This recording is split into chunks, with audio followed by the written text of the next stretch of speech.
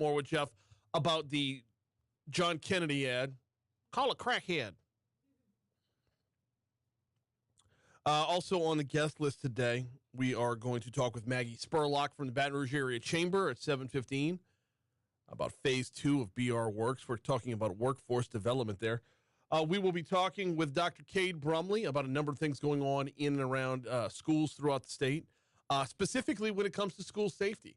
They've got a new app that they've rolled out that is being implemented throughout a number of parishes around the state. Couldn't help but notice EBR is not one of them. We'll chat with Dr. Brumley at 7:35. And then the 8 o'clock hour, Scott Angelle is going to join us, and we are going to talk about the energy sector a good bit. That plus top stories and trending, the outside in, this day in history, and a whole lot more coming your way as the show wears on throughout the morning. I'm having difficulty this morning not starting off on just a total rant. Because it would be in very, very poor taste to do so. Did you hear CBS News at the top of the hour on the way in, or every top and bottom of every hour around the clock here? We're narrowing in on a week since Hurricane Ian just destroyed Florida, Southwest Florida. We are narrowing in on a week of, well, when the storm hit, more than 2.5 million people being without power. We are not yet to a week later. That number has been, the number of people without power has been reduced by 75%. And the stories coming in from CBS are about how the remaining ones are just reeling right now. The stories come in from CBS are just about how ungodly, unhuman it is to be without power for almost a week.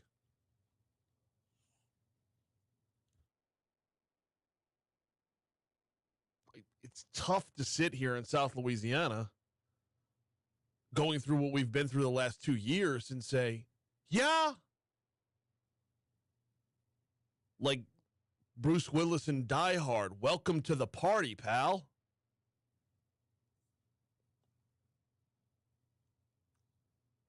I don't want this to be a segment about ripping on the people in Florida. We've been there. We've done that. We know how bad it sucks. I think instead, just let this be a reminder that when we check in on national news, there's a complete lack of perspective every time. There's a complete lack of grasp of what's going on, with a few exceptions. That I need to be clear, there are a few exceptions. CBS does check in with reporter Jim Krasula, who joins us from time to time. He'll bring you pretty decent local perspective. But when you hear it from back in the studio, when you hear the anchor talking about it, not the reporter talking about it, it gets a little different. It gets a little disjointed. It gets a little, you have no grasp of what goes on a regular basis. The more than half dozen storms that knocked power out in Louisiana in 2020. Last year with Ida, same thing. Let me know on YouTube, how long were you without power after Hurricane Ida last year? I'm pretty sure our house was at 13 days. 13 days of driving over the old bridge past Irwinville, headed up 190 to get gas for the generator every single day. Because it was actually easier to drive over the bridge and back every single day than it was to wait in a line at one of the few gas stations that could power up here in town to get your gas for your generator. How long were you without power last year? Does it reflect poorly on a national news outlet to just, it's been almost a week and they're still without power? Yeah, that's what happens. Happened last year, happening this year, gonna happen again next year. Let me know what you think. It's on Mornings with Brian Haldane on YouTube.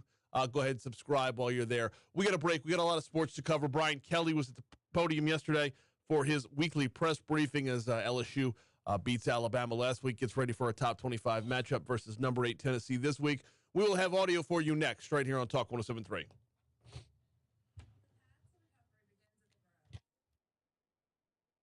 Ceiling.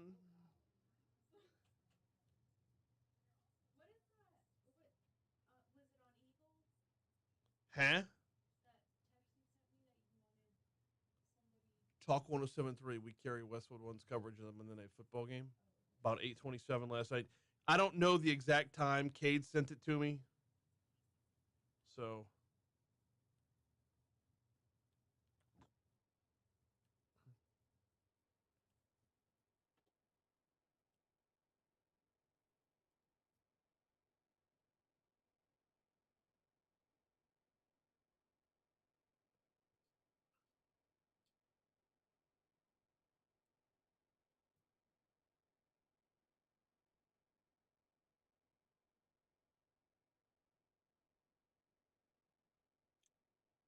the guy running for Attorney General in Maryland is running on the campaign promise of I will investigate and potentially prosecute Anthony Fauci.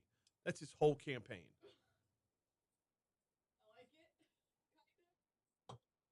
Oh, what's Musso got?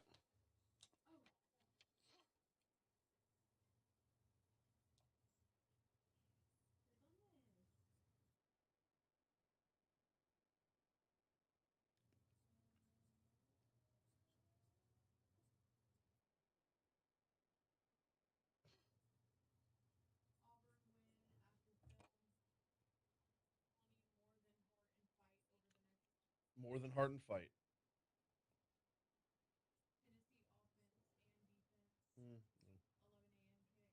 11 a.m. kick.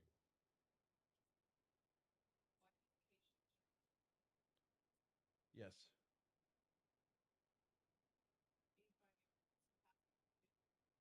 Yes.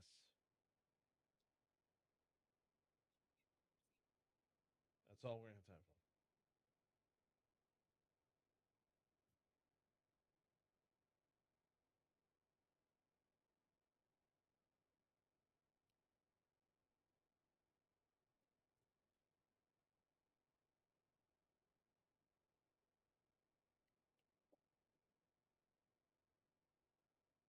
Renee says 13 long days. I can't remember if we were 13 or 15. It's all a blur at a certain point, right?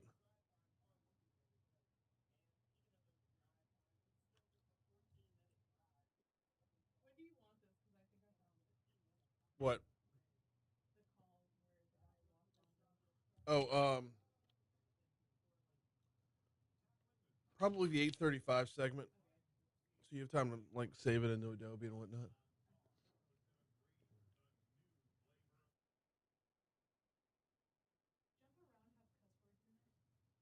I don't think so.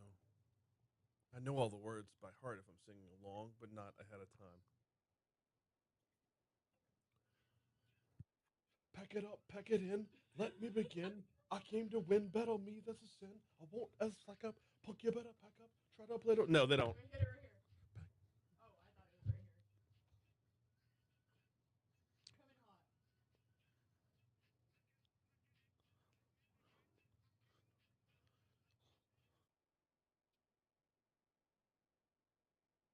616, Talk 1073 FM, WBRP. Mornings with Brian Haldane rolling right along. Sports time.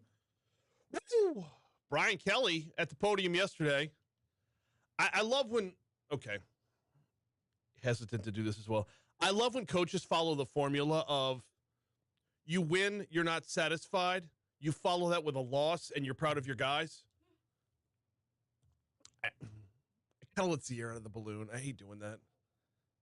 Yesterday was the we won, we're not satisfied. Complimented the heart, complimented the fight, but Brian Kelly says when you get through that run, that the term gauntlet has been used a lot of the SEC. Heart and fight aren't going to be enough. I'm going to say this, and I'll talk to our team about it a little bit later. You know, it's pretty clear this team plays with great heart, and they'll fight. But heart and fight will not win games against the opponents that we're going to have over the next month or so. We're going to have better execution. We're going to have to coach better. And those things we're going to have to be on display starting this weekend against an outstanding Tennessee football team. Yeah, tell that to Shane Falco. All he needed was heart.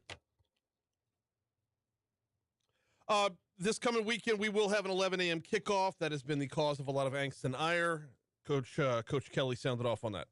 Look, I mean, I'd like to be the cheerleader here and say, hey, come out early and get going. But look, it's Tiger Stadium. It's LSU football. If you're not excited for that, I don't know what gets you going in October. You know, there's time to do other things. But LSU playing Tennessee in Tiger Stadium, tell me what else is better to do. This is an awesome opportunity. So please come out and support your LSU Tigers. I mean, he's not wrong there. I'm probably one of the only ones that doesn't get upset about the 11 a.m. kickoff. I understand the lore, the legend. I understand as the sun makes its home in the western, finds its home in the western sky. It's Saturday night in Death Valley. I get all of that, and all of it's very real and very true. But there's also something to we are the Tiger Nation right there. We are the fan base that everyone else looks to. If you've never heard Scott Van Pelt describe going to a game in Tiger Stadium, look it up on YouTube. It is poetic. And we're all a part of that.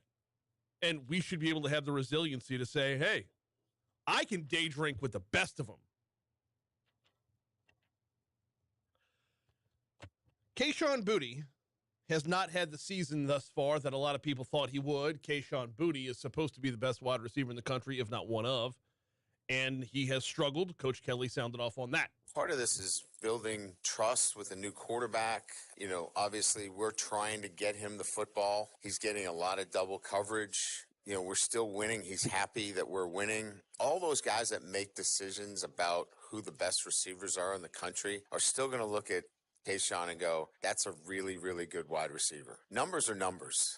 At the end of the day, he's going to continue to play this game at the next level, and the numbers won't dictate where he gets drafted. It's his ability to continue to play the game at the highest of levels. And when you turn on the film and he's running full speed and he's beating guys and the ball didn't come to him for some whatever reason, that's out of his control. So what Kayshon continues to do better each and every week is he controls what he can control. And he does that in practice now, and he does that in games. Would he like the ball more? Absolutely. Would I like to get it to him more? Absolutely. But he's handled himself in the right way, and he continues to work for the team. Okay, yes, and I don't disagree with any of that, but, man, did he frame it like, okay, tell me if I heard this wrong. Hey, Kayshon's going to get paid one day either way. Here comes the Fox Business Report. What's up, Connell? I didn't realize that was that long.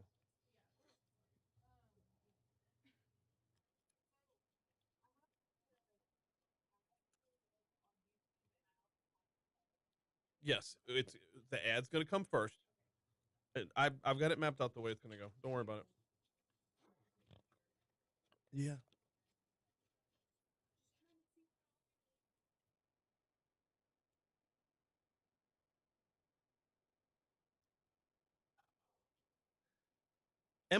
Am I like completely off base with that opening topic? Like CBS, it's been almost a week in Florida. 450,000 Florida residents still don't have power. They might have to rebuild the grid, hang new lines. Yeah. That happens. Where were you when that happened in Lake Charles 2 years ago? Where were you when that just destroyed Port Fourchon last year? People in Lake Charles are just now getting money. I might go back to that later on.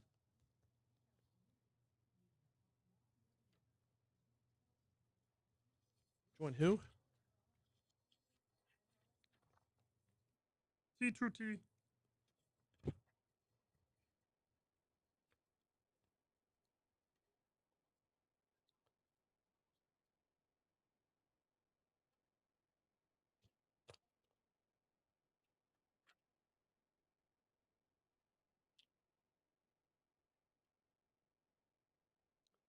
I hate when people do this.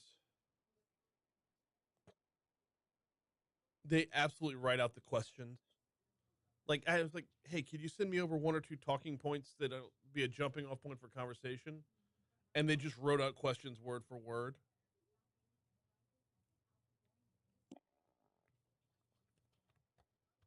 Yeah.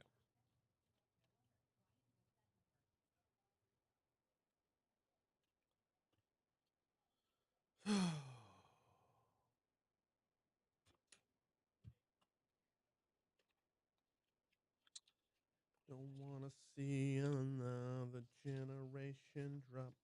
I'd rather be a comma than a full stop. Hey, Troy Carter done bailed for today. What up?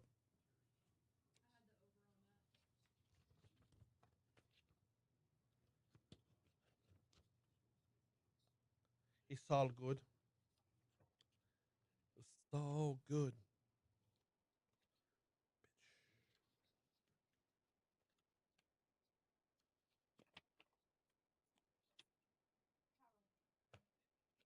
I like it.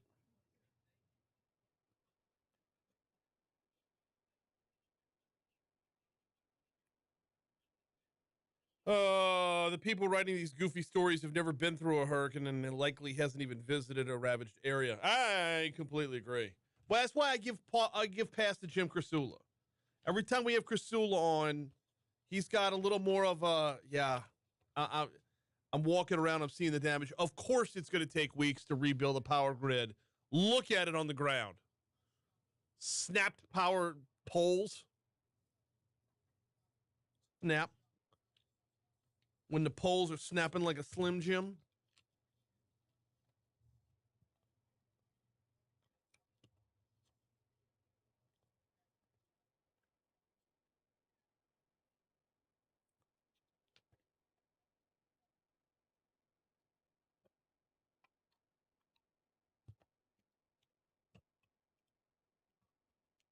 Yeah, they do. They look good. Look good, especially for their age.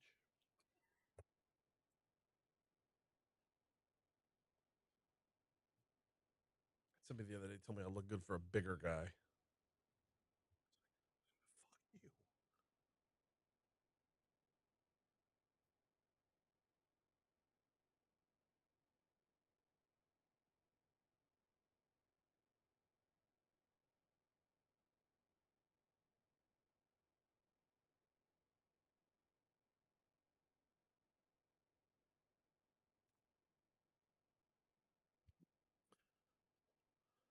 Coming up on 624 at Talk 1073 FM, WBRP. Mornings with Brian Haldane, rolling right along. Hey, if you're ahead of schedule this morning, you got time to stop off for breakfast, might I recommend Zeeland Street Market, corner of Perkins and Zeeland. That is on the Garden District side of the Perkins Road overpass. You know they're my go-to for lunch. They're my go-to for a healthy lunch, a hearty lunch, a flavorful lunch, served up with a little bit of love by Miss Stephanie, who's been doing it right there since the 90s. I mean, more than 30 years she's been in business. You don't achieve that kind of longevity without the track record under your belt, and that's exactly what she does. She believes in fresh food, not processed food, not the canned stuff. When it comes to the vegetables that are on the side, you know she's making those to enhance or give you the flavors of those vegetables. She's not drowning her green beans out with bacon, although I do like green beans with bacon, but that's not the point. The point is when you want to bring out the flavors and make the most of the vitamins and nutrients and proteins and the essential things that your body needs to get it fueled throughout the day, all while making sure that you're loving every bite of it. That's what she does over at Zeeland Street and has been for quite some time. Swing by for lunch today if you don't have time for breakfast this morning, but make sure you swing by at some point. And tell Miss Stephanie I sent you by Zeeland Street. All right, yesterday we took a look at a new political ad, and because I just can't get enough, let's take a look at it again. John Kennedy, call a crackhead. Violent crime is surging in Louisiana. Woke leaders blame the police. I blame the criminals. A mom should not have to look over her shoulder when she's pumping gas. I voted against the early release of violent criminals, and I opposed defunding the police. Look, if you hate cops just because they're cops, the next time you get in trouble, call a crackhead. I'm John Kennedy, and I approve this message. So John Kennedy has a couple of opponents in this upcoming race, Gary Chambers and Luke Mixon being the two most viable of those candidates. My gut reaction when first seeing that commercial was Gary was going to call it racist. And to full disclosure, he has said as much about crack on this show before, that it's a black epidemic. Now, no, there's nothing. I did a little bit of searching last night to find out if there's actual numbers behind usage. And what I was able to find from the National Institute of Health and a number of different universities have taken a look at it is more of a perception that crack's a black drug. And so when I saw that commercial, I said, you know what, Gary's going to call this racist. And sure enough, that's exactly what Gary Chambers had to say. First, let's hear that line one more time that drew Gary's ire. Look, if you hate cops just because they're cops, the next time you get in trouble, call a crackhead. So funny. It is funny. Call a crackhead. Yeah. I'm sorry, I can't walk down the path. We'll get to Gary in a minute, but you feel how impactful that is? Now, to be fair, I don't know if crackheads are functioning enough to commit all the violent crime that we have out there. There's not a one-to-one. This is might not be the same crowd.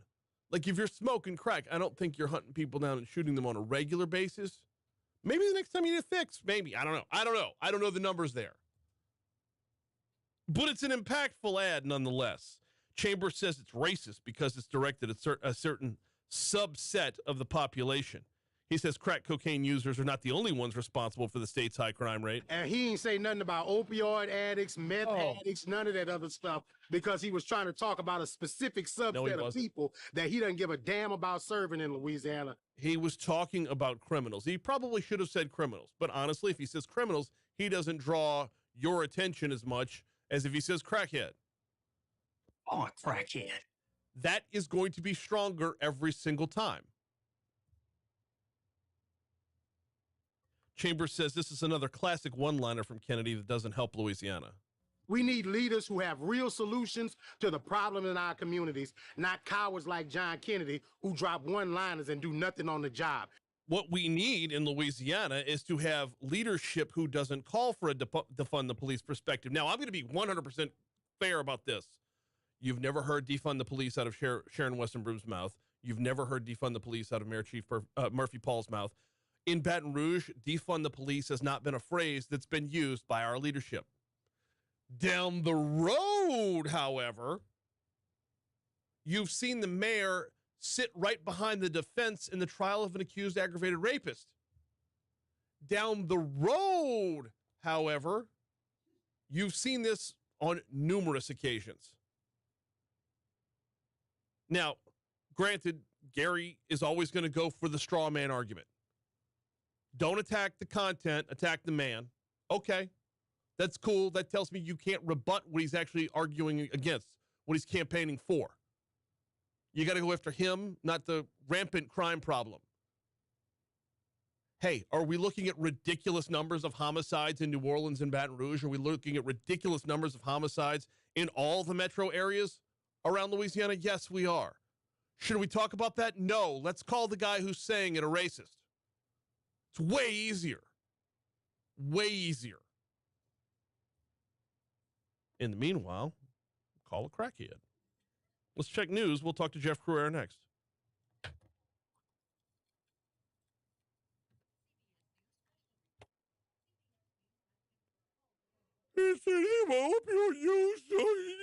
Now you just lost. You just lost the black vote you're relying on.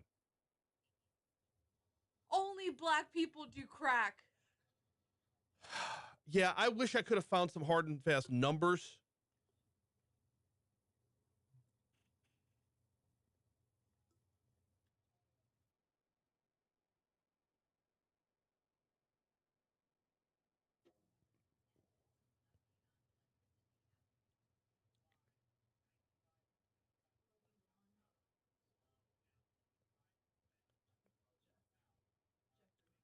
You got a minute. Give him a minute.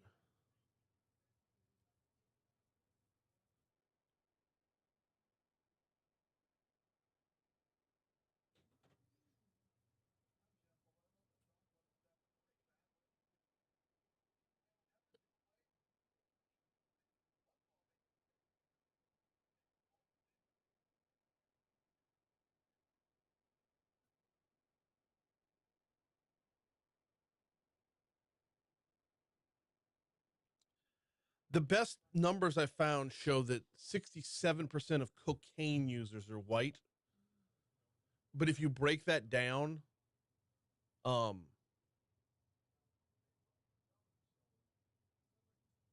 it literally, that's because it's bleached with gasoline as well.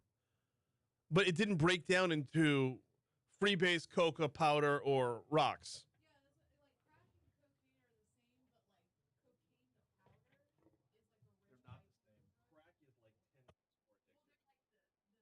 They come from the same plant. If they come from a plant, it's healthy for you. But if you do cocaine, Until they add gasoline. yeah. But if you do cocaine, you're rich. If you do crack, you're broke. Right. Yeah, that's why Whitney Houston, she didn't do crack. She did cocaine. She was rich and classy. She did coke and not crack. Hey, Christy's up. She's been up. She's at the gym this morning. That wasn't fair. Good morning. She's finally I mean joining us. I heard her alarm go off about 30 minutes after mine this morning because I may have hit snooze a couple times. Me too. I hit Mondays are kind of brutal on my end. Well, since Christy's joining us, do what? It's Tuesday. Yeah. Oh, like the night. Yeah. Yeah, so it's like Tuesday's hard for you to. I don't get home till after 9 o'clock on a Monday night. Damn. So, well, I got one more month that. We're looking at a high of 84 today under partly cloudy skies. Christy and Christy only. Overnight low of 62. We top out at 85 tomorrow. Getting back towards the upper 80s by Thursday and possibly 90 degrees by Friday. Game day Saturday will be a high of 85. Right now, we are still at 63 degrees in downtown Baton Rouge.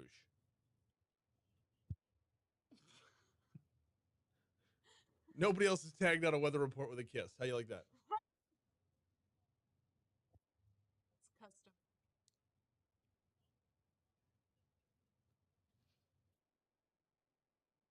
And that just really grinds my gears. Yes, so there's breakdowns of. Oh, wait, hang on. But it's just like, do you not realize that you're the one who sounds racist because you're the one who's saying like only black people do crack, basically? But it's not about that as much as it's about like the number of black people who just had it with that. Yeah. No, I know. Like, it's not my place to say what is and what isn't racist in that regard. yeah. But I can look to other people who say, "Stop speaking for me on that behalf." I want to hear. Okay, fine. He's racist. My neighbor still got shot yesterday. Mm-hmm. Yeah. He's not offering He's That's offering. like Kamala saying that like black people are gonna get more money from FEMA than white people because they need it more. Like what? Do you not realize that you sound like ridiculous saying that? Yeah. See, they've got this one. This is from the NCBI. Has a breakdown with a bunch of percentage points.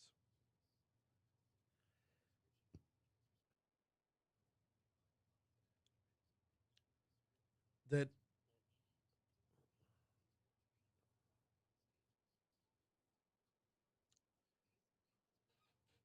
this doesn't show me what I need.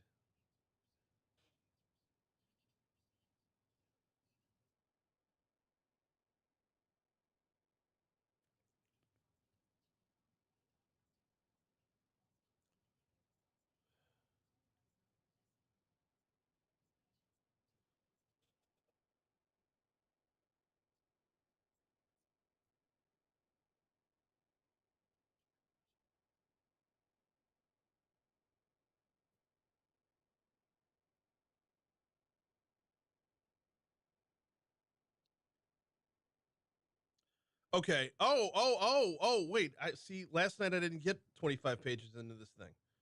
We did find that blacks were at a higher risk for crack use until controlling for other socioeconomic factors.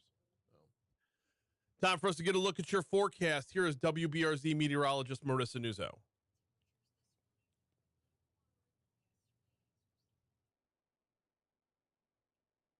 Okay, now you can get Jeff.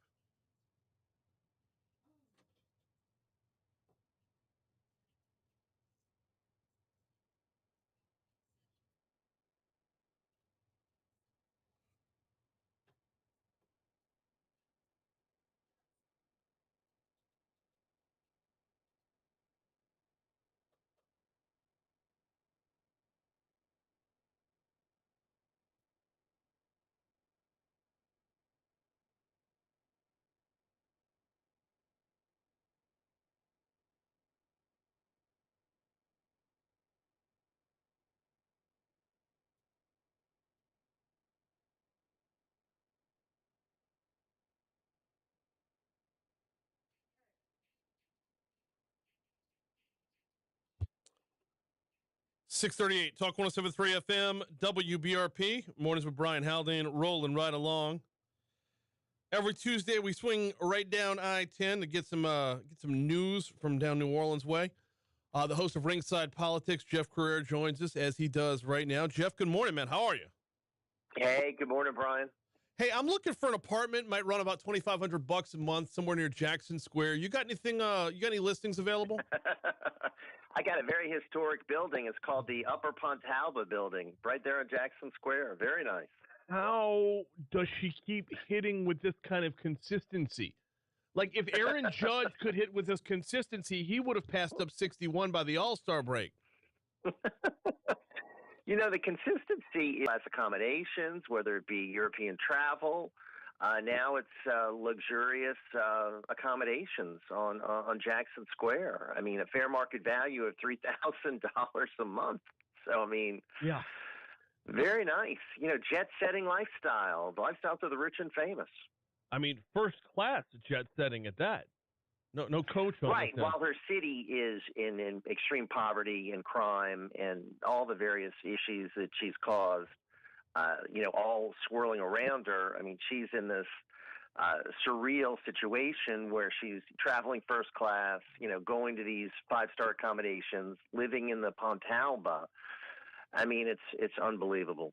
So about the Pontalba thing, there's been some back and forth about whether or not that's actually been done before, whether or not it's part of the city's agreement with what the fact that the city owns that spot to begin with, that apartment building to begin with, was a little bit weird. It's owned by the city and managed by a third-party company, and other mayors have used it before, but I don't think as a long-term residence. So is there some take LaToya's side here for just a minute, just to walk down the path. Is there some legitimacy to she's following previous administration's leads in making use of that? Yes, from what you know has happened in the past, it has been a facility that's been used by other mayors periodically, special occasions, very infrequently. But she is pretty much living there, right? So it's a much different situation. I mean, Fox 8 in New Orleans combed through all the footage, and they found her there practically every day over almost a month period. I mean, she stayed there overnight sometimes. She often stayed for hours at a time. So then you have the question of, I mean, is she living there, or is she living where she's registered to vote? So, you know, and then, you know, all kinds of personal issues involved, and that's a whole nother situation. So, I mean, the lady is a mess. I mean, she's a mess. Her administration's a mess. I mean, the city's a mess. Are we looking at a point now where are we looking at a point now where she's just all in, like all in? Not like it appears from up here in Baton Rouge that she just at this point she's saying, "Come at me, bro." At this point, she's just saying, "I'm going to do whatever I want to do, and I'm just going to enjoy the ride." Yeah, that's pretty much it. Okay. She's entitled. She's gonna enjoy everything that she believes she's entitled to, and she doesn't care about the heat. At this point, she can't run for re-election anyway. She doesn't have any kind of statewide office she could possibly win. So, I mean, I think she figures, hey, we'll enjoy this as long as possible, and doesn't matter. She's going to be very indignant, very opposed to any kind of negotiation or change, alteration to anything. She's just full steam ahead. I mean, I guess the next thing to start looking at would be the deals that are going to garner her long-term money. Like, because, you know, if you're in it for this ride and you know the ride is going to have a definitive ending, what's going to foot the bill after the ride? I think that would be the next thing to start digging into, right? Remember Hagen? I mean, that was what really got him. I mean, he was looking at that next gig, which was this granite company. Yep. And he was doing all kinds of illegal deals to try to help a business that he was starting. So he was doing the exact same thing, trying to put his family on good financial footing post mayorship. And yeah, that's a very good point about Mayor Cantrell. What is she going to be doing next? What is she trying to arrange now? Mm-hmm. But I mean, this problem with her has really been there from the beginning, from when she was on the city council and she used public credit cards for her personal use. I mean, she's had this kind of attitude from day one, and she figures, Brian, I've gotten away with it. I mean, I've been promoted to mayor. No one's going to stop me now. Yeah, it's just on such a different, unfathomable level. We had to shift gears. I got another topic we want to talk about here, Jeff, and that is we spent a lot of the last segment talking about Senator Kennedy's "Call a Crackhead" commercial, and we dove into that top and bottom. But what we haven't gotten into fully is the fact that it's looking more and more like we're not going to have a debate in this race, and that. It's unfortunate overall. As a populace, it's unfortunate for us because we should have to hear from our candidates. But if I'm John Kennedy, why would I? Yeah, I mean, I've been seeing that sometimes from Democratic incumbents in various states where they don't want to debate their Republican challenger, and here in Louisiana with the Republican incumbent. And I do think it is a shame. I do think there should be debates. We need to see these candidates on stage. I mean, this is a statewide position for 6 years. Right. I mean, I remember debates in the past when you had Senate candidates running. I know Senator Kennedy is a strong favorite. He's in a very enviable position. I mean, he has racked up all kinds of money. He's looking good as far as the polls.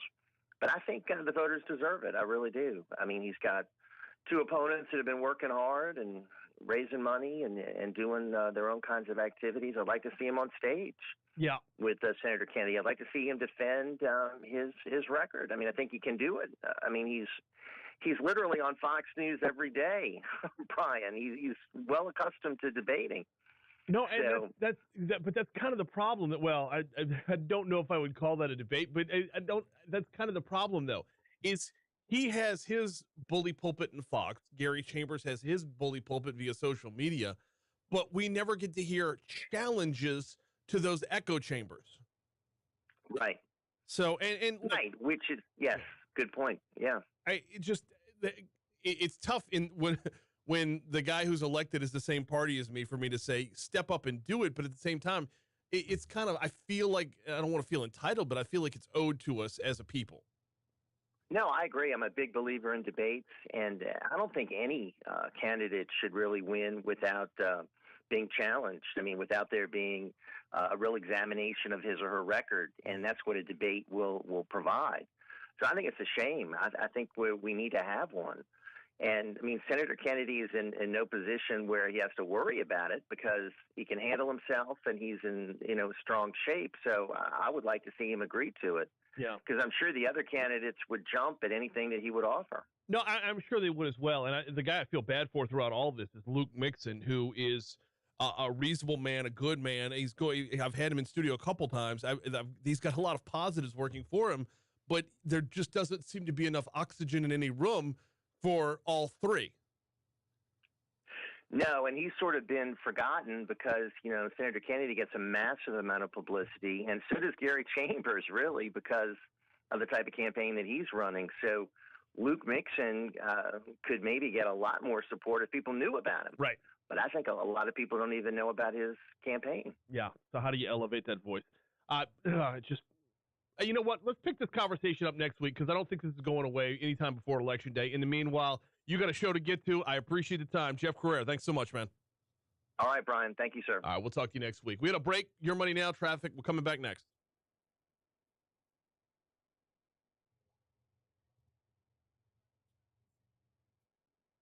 Shit, we just way ran over on that one. Not too much. So I'm going to pick it up with the Luke Mixon thing on the back end before we get to the other topic.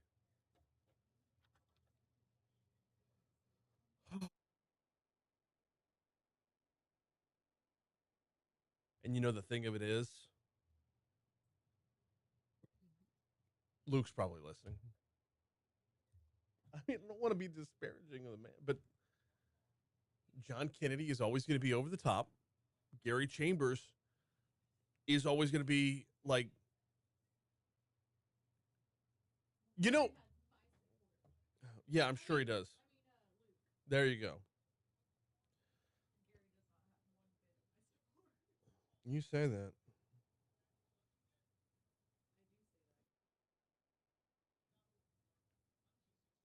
Who the hell is this guy?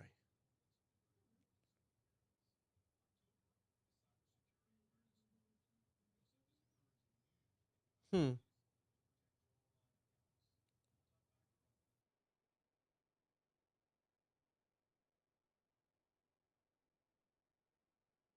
What?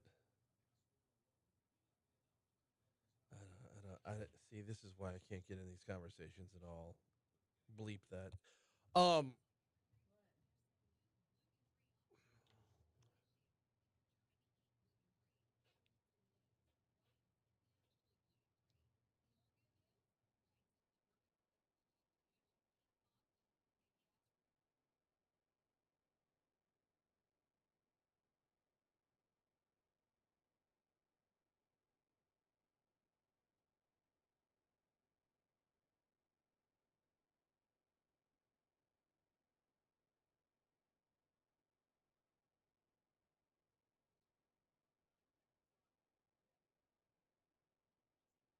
sorry.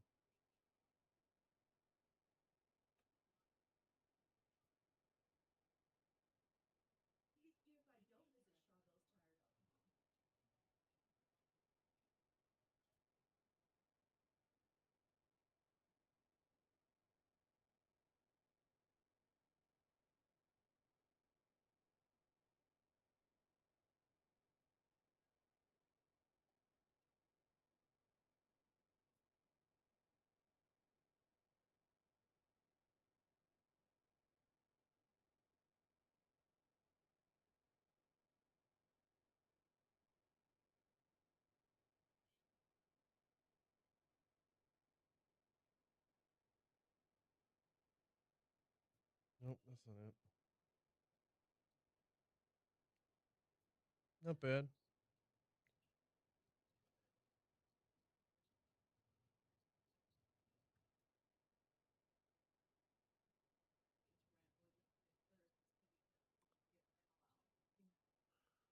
Who says that? Um, no, she does not pay rent. The city owns the property, and she's been staying there rent free long term.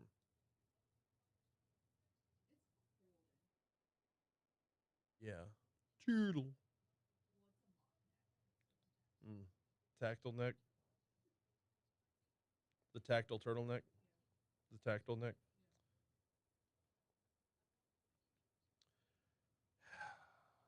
Do I get myself? Do I want to be called a racist today? Because Gary has a very particular skill set. That's about no, no, no, no, no. To be able to throw fire and hammers at the same time, like Bowser on Super Mario Brothers. Is it Bowser or is it King Koopa? It's one of the two. It's Bowser. See,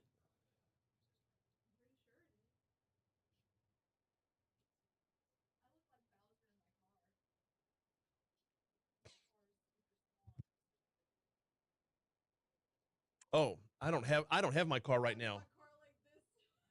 I don't even have my car right now. Yeah, because both tires on my passenger side exploded. Yeah, a big piece of plywood and a big honk of concrete fell out the back of a truck. I missed the plywood, thank God, because it would have taken out my windshield. I bounced off of the concrete. So if Byron did follow you and drive around, like did follow you driving around, he'd definitely get something on tape. I've got the worst luck with this car. Yeah. Like from my battery going bad, crazy to bottoming out off the side of Sharp Yeah. to bouncing over a concrete thing. It looked like half a parking bumper. 652 Talk 1073 FM WBRP. Mornings with Brian Haldane rolling right along. Thanks again to Jeff Crouere for stopping by, talking a little bit about this the Senate race. And yeah, we're going to pick up right there next week because it's not the story's not going away until we have the election in November. And I don't foresee a time where John Kennedy's camp would say, yeah, go ahead, put me in a room with however other many candidates there are going to be. And I'm going to tell you what's going to happen right now. It's not going to be a debate. It's going to be a gang up on John Kennedy. No one else is going to talk policy, Everyone's going just to team up to beat him up.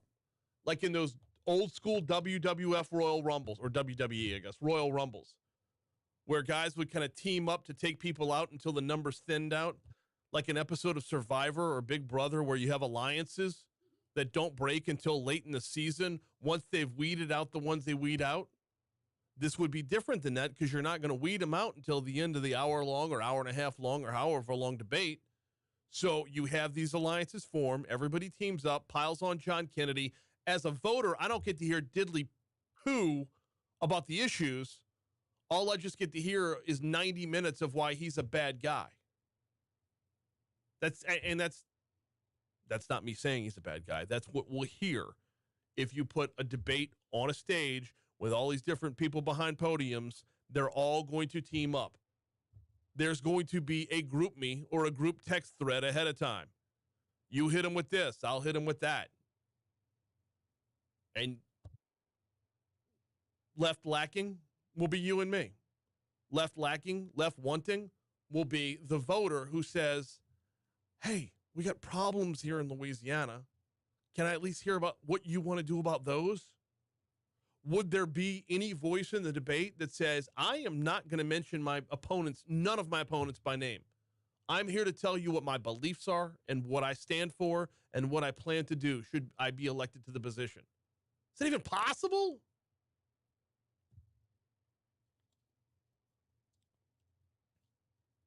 And we said it heading in. I said it when Jeff was on. If you're Luke Mixon and you're trying to keep your head while those around you have lost theirs, where's the leftover oxygen in the room? Gary Chambers said it himself. John Kennedy's one-liners are classics.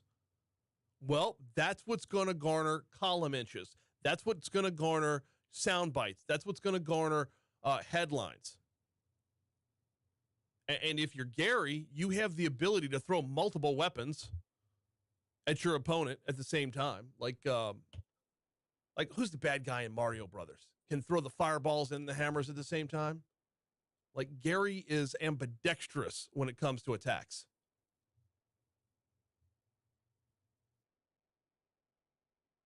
And like Jeff said in the last segment, it stinks on our end. We deserve that level of debate. Meanwhile, a debate is brewing on a state level, bringing it back to our state's legislature. We heard from the press club yesterday as the Louisiana State Income Tax. You may have heard this in news at the bottom of the hour. There's at least one lawmaker, Richard Nelson from Mandeville, who wants to do away with the state income tax. However, Nelson says this would require other sources of revenue to offset those taxes. Nelson says one possible source is lowering the homestead exemption on property taxes, which he says chokes local governments out of operating funds. They can't pay their police, they can't pave the roads, they can't fix their schools, they can't do anything because they have this homestead exemption that in some parishes up to 75% of the property pays no tax at all. The homestead exemption it's one that draws a lot of debate every time around. The reason you have the homestead exemption is to make homes more affordable for a wider set of people. But if you have a home that is worth less than what the homestead exemption is, you're not paying any taxes. You're not paying property taxes on that home. You are, by definition, exempt. A slow lowering of that homestead exemption would get more skin in the game for more people and would provide more to local coffers across the board, just like Nelson says. It's one that the debate pops up every few years and then just seems to dissolve and we get nowhere. But if this debate can come back up again, I think it's a debate worth having. I'm not talking about removing it altogether. I'm not talking about a drastic reduction. I'm talking about a slow, incremental reduction that would increase the coffers for local governments. Nelson says another revenue offset would be eliminating the industrial tax exemption program, the ITEP, which incents manufacturers who make a commitment to jobs and payroll in the state. He calls it giving money to people who aren't going anywhere anyway. He says companies move to Texas because their net tax load is virtually zero compared to ours. For us in Louisiana, the sticker price is 4.25%. If you're a corporation, it's 7.5%. And these are things that just drive these successful companies and people away. This is one I can't get down with, and I understand the take. It's the same as the take with the film tax credit, but make no mistake about it, every job is portable. Every job can pack up and leave and go to another state. Every time. Why do you think Houston is what it is and Morgan City is what it is? When you set up tax structures that aren't favorable to a business, and by the way, I'm talking about something that happened like 40 years ago. When you set up tax structures that aren't favorable to a business, that business can just as easily say peace and move on. Now, session before last, Nelson did sponsor a bill to end the state income tax. Any plan to do it in the future, according to him, would have to be revenue neutral, or it will not pass the state legislature. So alternate revenue sources need to be decided. He says what state government has been doing is no longer working. We can continue to say, hey, well, maybe we'll renew a temporary sales tax. Maybe that'll buy us some time. But at the end of the day, we really have to look at reinventing at least the Louisiana wheel. We have to look at what these other states have done if we want to get out of this cycle of just kicking the can down the road. He's not wrong there.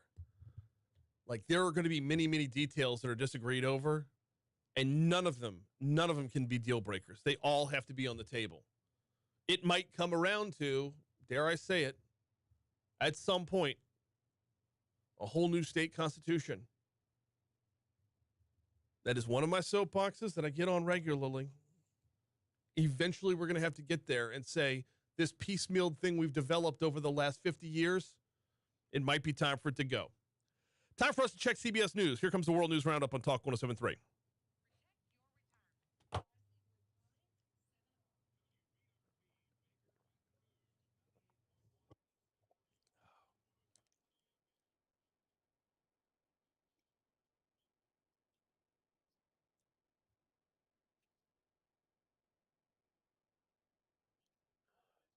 Yo. No.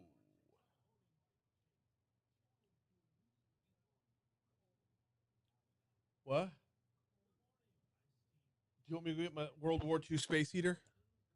I can go get my World War II space heater and bring it down here. But between the air conditioner and that space heater, I think we might actually create a weather system in this room. I think the little thunderstorm going on in here.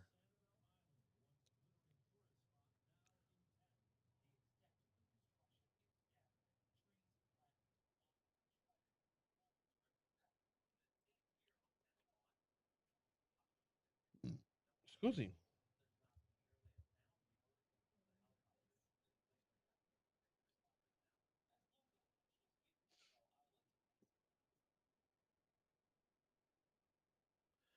Debbie says it's double dipping if she gets an allowance. I'm pretty sure she does, but I don't know for certain.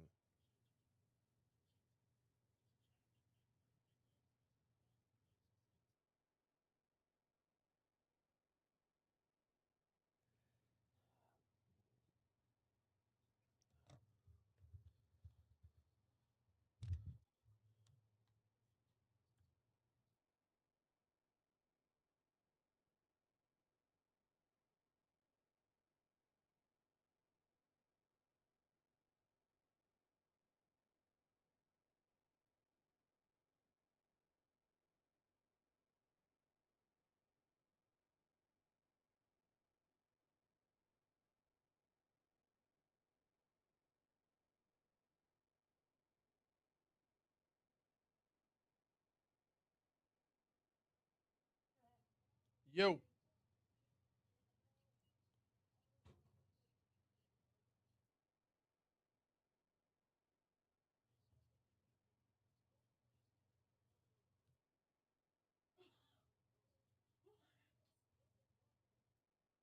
I haven't heard it yet. I was still in my AXE meeting last night. Animal rights. It's really breast cancer.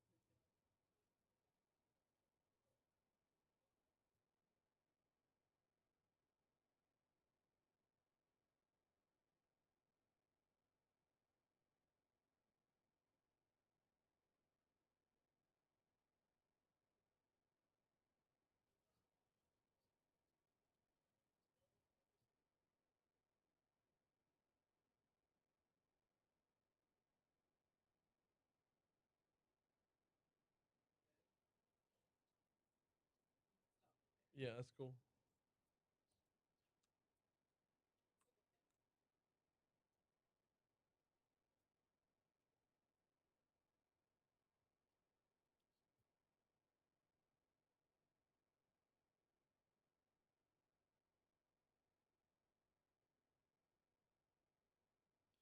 How old is Richard Nelson?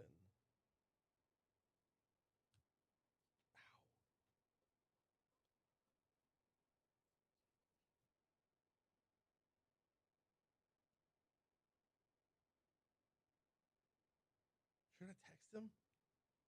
Is that rude to text a state representative and say, I'm doing a bit about your age. How old are you? I don't think I can do that. I don't. By the way, speaking of people from Mandeville, I'm still pissed that I did what I did for this coming Friday, and we can't talk about it. But by Monday, everyone, everybody on YouTube is going to be like, "What the hell?" Provided they listen over there.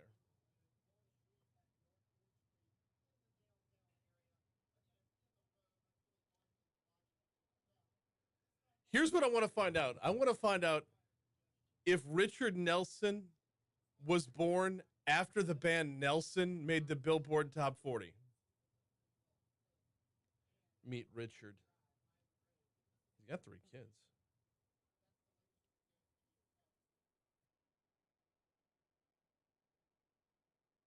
Yeah. Time to get a look at your forecast. Here is WBRZ meteorologist Marissa Nuzzo. Richard loved growing up in Mandeville. Back then, traffic wasn't as bad. And even without all the shopping centers, there was still plenty to do. He was a member of the first graduating class of Pontchartrain Elementary. As an Eagle Scout with Troop 119, Richard spent a lot of... If you're promoting your Eagle Scout on your state rep page, you are young.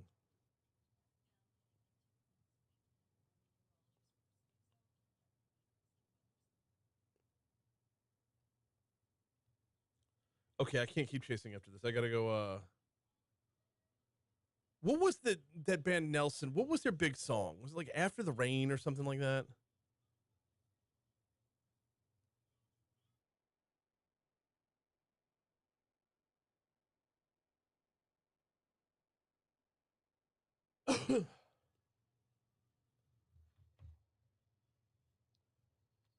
$7:06.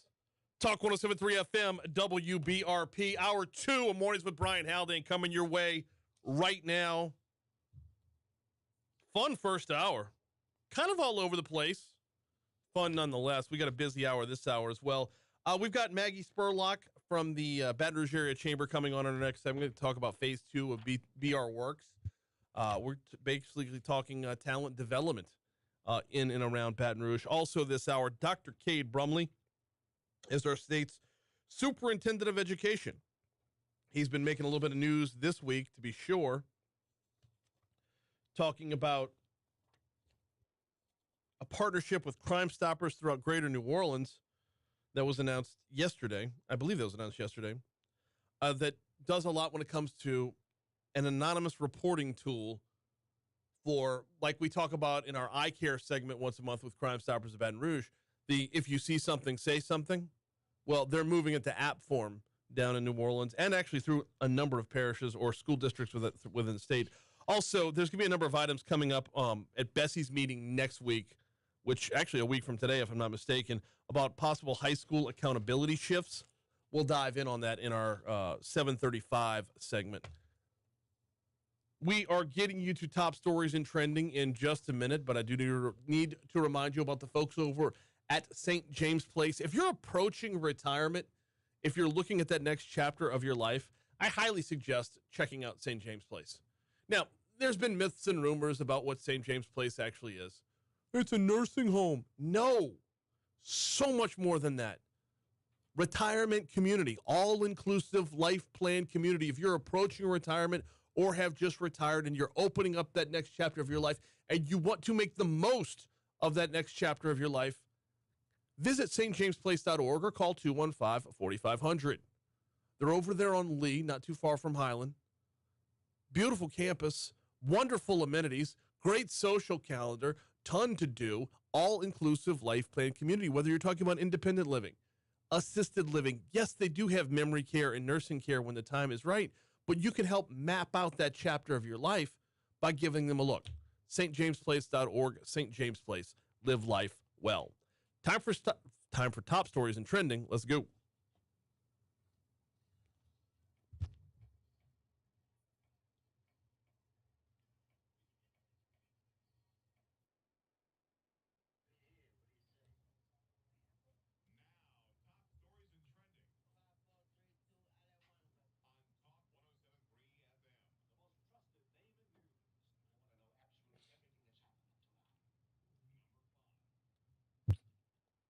The Day of Hope is back in the news again, as the American Civil Liberties Union published a letter Monday saying it's looking into potential civil rights violations at the EBR school system's Day of Hope field trip, which has drawn backlash from students, parents, and at least one school board member in recent weeks.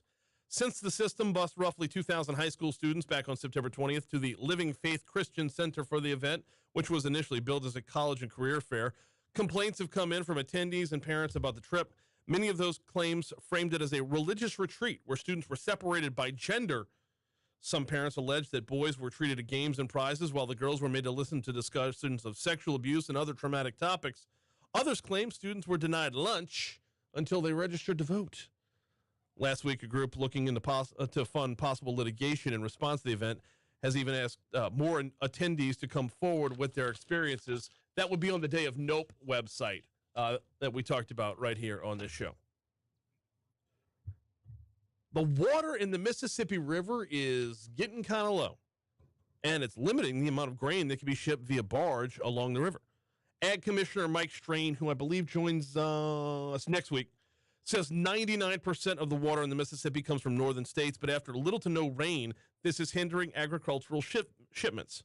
Quote, about 39% fewer barges have made it downriver to the ports below the bridge, to the ports below the bridge. So in other words, from Baton Rouge all the way to the mouth. Those barges have made it that are short-loaded. Strain says barges are vital in getting commodities from one place to another. They're now looking for different shipment options. Barge rates are expected to increase due to demand. Strain says this will affect consumers financially for different reasons. Louisiana farmers are also facing financial disadvantages as the increased cost of shipping continues to rise. A pastor and his wife are fed up with thieves stealing from the home they're building on church grounds. According to pastors Eric and Cheryl Pointer, the work site for their new home has been stolen from at least 3 times, the most recent one last week. Video shows thieves driving an SUV to the driveway of the home being built, hooking up to a trailer, and taking off. Contractor Sebastian Brazelton, who's building the home for the Pointers, said the trailer had roughly $20,000 worth of tools inside it. It almost made me cry, $20,000 worth of tools, plus the cost of the trailer gone, just like that. The Pointers told our news partners over at WBRZ they couldn't believe people don't respect the church grounds, stealing off of them 3 different times. Last month, the same security camera caught 2 people using shovels to scoop up dirt onto a flatbed trailer back in May. 2 people took pieces of wood laying in front of the house and put it in the bed of a truck before driving off. East Baton Rouge Parish Sheriff's Office tells our news partners at WBRZ they're following all leads to try and find the thieves and return the stolen items. How about a COVID update? Been a minute, right? COVID numbers haven't been something we've checked in on a daily basis for a while, but the number of hospitalizations is worth taking a look at today. This past summer surge brought us back up to 754 Louisianans in the hospital for COVID-related matters at this surge's height. The latest peak was on July 22nd. Since this, and to little fanfare, that number's been steadily declining once again. As of yesterday, there were 187 COVID patients in Louisiana hospitals. Monday's numbers from the Department of Health also showed 610 new cases and 6 new deaths. Now, keep in mind, Monday's numbers are a tally of the whole weekend, so those aren't one-day numbers. The 7-day average of hospitalizations was down to 215. Number of patients on ventilators down to 14. That being said, we still haven't reached that coveted number of 0 deaths in a day over reported days. However, the 7-day average of daily deaths is down to 3.3. It's been under 10 since mid-August.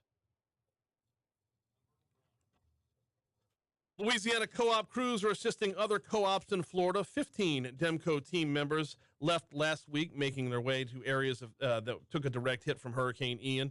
The goal is to get the lights turned back on as soon as possible. Quote, we never want anyone to be hit by a storm, but we're happy to go help where there's devastation, says David Latona. Demco is assisting Peace River Electric Cooperative in Florida, south of Tampa. Many states sent bucket truck convoys east, and Demco crews left on Thursday. Hundreds of electric cooperative and contract crews from 7 different states are working to get Peace River Electric's grid back online. Demco received the same level of assistance back after Hurricane Ida. Those are your top stories. Here's a look at what's trending. Brittany Griner is going to get her appeal. A Russian court on Monday set October 25th as the date for American basketball star Brittany Griner's appeal against her 9-year prison sentence for drug possession. Griner, an 8-time All-Star center, if you're scoring at home, with the Phoenix Mercury, and a 2-time Olympic gold medalist, was convicted back on August 4th after police said they found vape canisters containing cannabis oil in her luggage at the Moscow airport. Griner admitted she had the canisters in her luggage, but testified that she had inadvertently packed them in haste. She had no criminal intent involved. Vladimir Putin himself said the appeal would have been heard earlier, but Kim Mulkey never came forward with a statement. No, that didn't happen. I may have fibbed that last part. Yes, I did. Let's take a quick break. We'll talk with Maggie Spurlock next on Talk 107.3.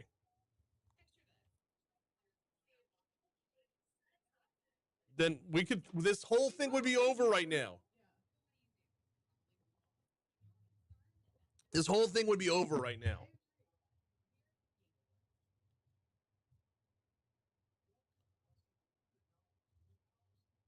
I'm waiting for Kim Mulkey. This.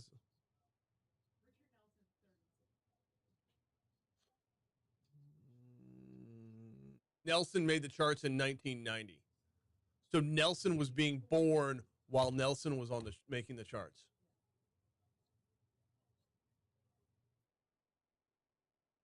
That might be a bit much.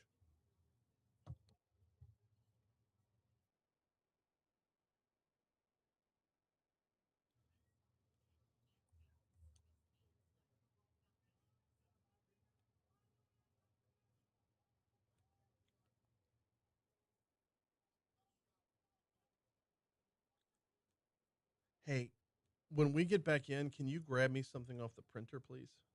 The third floor, yes.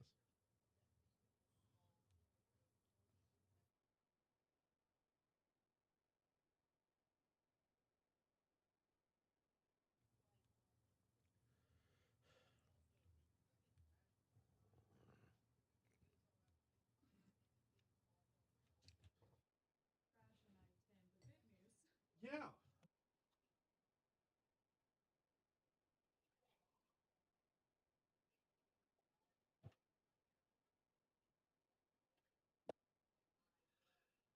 I don't think I'm ever going to eat food again. I'm kind of done with that. Yeah. Like, I know I have to eat. That's, I like going over to. It's too much.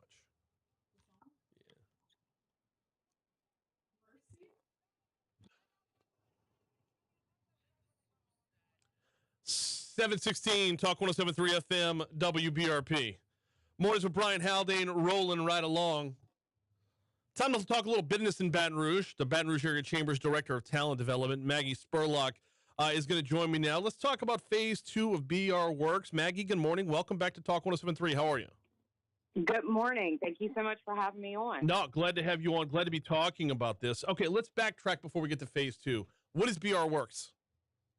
Sure. So BR Works is our regional job board and training opportunities resource website that was started during the pandemic as a way to help local businesses who are maybe having to lay off or furlough some employees, and we were able to kind of get them over to businesses that were hiring quickly. And as that grew to over 200 businesses, Cox came on board as a sponsor for that website, and we were able to work with Lightcast to build out a website that is everything that you can need for local jobs here in our region. And we're super excited to be launching into our next phase of that. What is the next phase of that?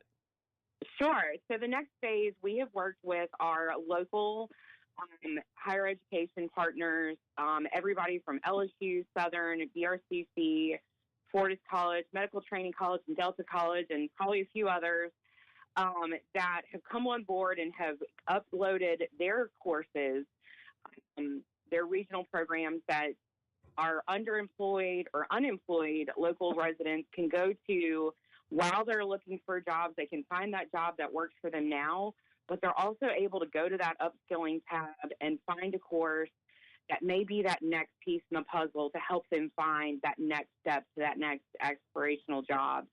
And so it's really important for us to work with our regional partners. Obviously, we want to support our regional higher education institutions and also to give people that opportunity to have that local feel as they're working through that upskilling piece. So really excited. We've got over 130 local offerings, and with the upskilling opportunities that are offered through Lightcast, we've got about another 15,000 online courses as well offered. So very exciting, a new phase in that website for us. I mean, and this one it could almost be rebranded BR Learns or BR Trains, because this isn't just about the jobs. This is about getting ready for those jobs. Yes. It's really was important for us as we were seeing, so much activity on the site really quickly. It was getting a lot of views that as we've been working through Lightcast on what the site is, what it will be, and what it will continue to grow in, we want to make sure that we're seeing what the needs are in the community and addressing those. And one of those things we knew was that people needed the opportunity to upskill. And it may just be simple as one course, right, for that next job that they really want, to be able to get that next paycheck and really kind of upskill and take that next step to be, better employed for themselves and their families and their community. And so as we worked through this, we, had those meetings with our regional partners, and they were super excited to be on board with this as well, because that learning piece is so important to taking those next steps. What goes into the training courses that are involved with this? Is there a minimum or I guess a maximum of what would be still considered partnering to prep for a job rather than just general education? Sure. So one of the things that we were really careful about was making sure that we weren't, putting out a whole course load of, say somebody wants to be an accountant. We're not necessarily going to put that whole course load. That would require enrolling in a traditional 4-year situation. But maybe you've already had those skills. Maybe you have, you've already gotten that 4-year degree, and you just need maybe one more CPA or one more extra course. So a lot of those courses that you're going to see on there are like that. But it's not just those kind of jobs. There are upskilling options for different labor positions, kind of all those different levels. So when you go to that upskilling tab under the search for the Find a Career section, you're able to click on the Programs tab, which is where our local positions are. Our local courses are, and you're going to be able to see what those are. Now, what we encourage is when you're going through and looking at the site, you have the opportunity to kind of take a skills assessment. And essentially you'll upload your resume, and it's already going to pull keywords from your resume about what your skills are. Mm-hmm. You have the ability then to go in and put in some additional skills, and it's going to already pre-match you to jobs that you are interested in. But what you'll notice is as you're looking at it, there may be some skills that you're missing, and you have the ability to mark those skills that you're missing, and it will automatically match you to those upskilling jobs. So you don't necessarily have to look for the upskilling opportunity. It will match you to it. Same as it's matching you to the job. So it's really meant to be as user-friendly and easy as possible for that person looking for the next step. And we're also working with, our partners in the Career Center at the libraries, and with Employee BR, they're also helping use that with some of their people as well to kind of guide them through that process, to make sure that people are getting those courses, those one-off courses, kind of help them take those next steps. A lot of what we've seen since the beginning of the pandemic is people just piecing out, changing their path completely and going for something new. Mm-hmm. Your resume would be a lot of what you are, not where you want to be. How do you work mm-hmm. that difference and not to get like overly detailed, but how do you work that difference from somebody who's worked in a particular field and wants a completely different field, a completely different path that isn't part of their past? Sure. So again, I think that's where, a lot of skills are translatable, regardless of, say, if they're going from an office position and they're going to do something in a field situation, there's always customer service is always a part of it. There's always, basic accounting or math and some of those basic skills that we all need for all jobs. And again, that's where the site is going to see those gaps in your skills, give you the opportunity to say, oh, you may be looking at a position and it shows some skills that maybe you don't have and ones that you do, and you can kind of select out what you do and don't have. And like I said, it's going to automatically match you to those courses that you need. And we've run some pilots with, within our community and outside the community. And a lot of times it may just literally be one course that somebody needs to kind of bridge that gap in that skill set to get them where they are. But the other thing is it's opening that door to that relationship with our higher ed partners. And so someone may take that one course and become interested and want to keep taking those courses with that local institution that can get them maybe to that higher level of employment with that specific field. It does say in the press release that where did it go? Basically, the median salary for a given job and the posted salary, if it's available, are part of this. How intentional, how important was that to make this a part of this? Because if you're looking at, flipping your life over, risk versus reward is going to be a big factor. Sure. That is one thing that we're starting to see, not just regionally, but nationally, that there is a push for not only posting the actual salary, but the median salary. The median salary is going to give that job seeker a good idea of what they're looking at, right? Like you just said, they're going to change their life. They've got to know it's in the right area. We do really encourage our local employers to follow that national trend of actually posting that salary. I think it's a lot of training, not training, but it's a big piece of equity as well, is just that transparency of what that actual salary is or what that range is. And that's going to help you target also that employee that you're looking for. And it, can help guide, is this an aspirational position or is this actually realistic? And so having that posted salary is huge. And so that's one thing, anybody that's out there that's an employer that is looking for to fill a position, post that salary range. That's going to help you find that right candidate, and it's going to help that candidate find the right fit for them as well. On the training end, how far does this go before handing back off again? Because I would imagine, cost of different training programs would be involved in the description here, and then actually handing them off to the training institution is every bit as vital as well. Once they're down that path, you want to nurture that path. Sure. So once they're on that site, once they find that training opportunity that they're interested in, that upskilling piece, it's going to connect them directly to that school's website. So it's not just to that course on our page. It will bring them directly to that home. And again, in addition to the programs that we have for our regional institutions, there are over 15,000 other online opportunities. So folks can find that course offering that is going to help them suit them economically. One of the other things that we do have on that website, because we know that a lot of times when you are a job seeker that finances may be tight. And so also on the website, under our job seeker resources, we do have some links to some programs that can maybe help people afford those programs, potential scholarships, grants, and things like that. Those financial resources they need to kind of upskill and get where they need to. So we want to make sure and cover all those bases for them. That was actually my next question, because not a lot of people pack up and leave for another job when they're doing, super well financially. I mean, there are instances of that, but it's not the overwhelming majority. What went into developing this as the next aspect of BR Works? I think we just really saw one of the things when we were developing this, again, at first it was, how do we just help people get jobs during the pandemic? And then when we saw it working, it was, how do we make this easier? And then the next step is, we know there's a trend of people reskilling, upskilling, and finding new positions, and we really wanted to help with that next step. And as we worked with LifePath, they brought this piece to us and said, look, we can help with this upskilling portion. Let's see what that looks like. Help connect us to the local higher ed institutions. And essentially, to be completely honest, it was kind of easy for us once we connected them. They all did the work, they did the back end and built in those courses. It's been a really great relationship for us with LifePath. I email them once a week. Here's what we need to change. Here's things that we'd love to see change on the site.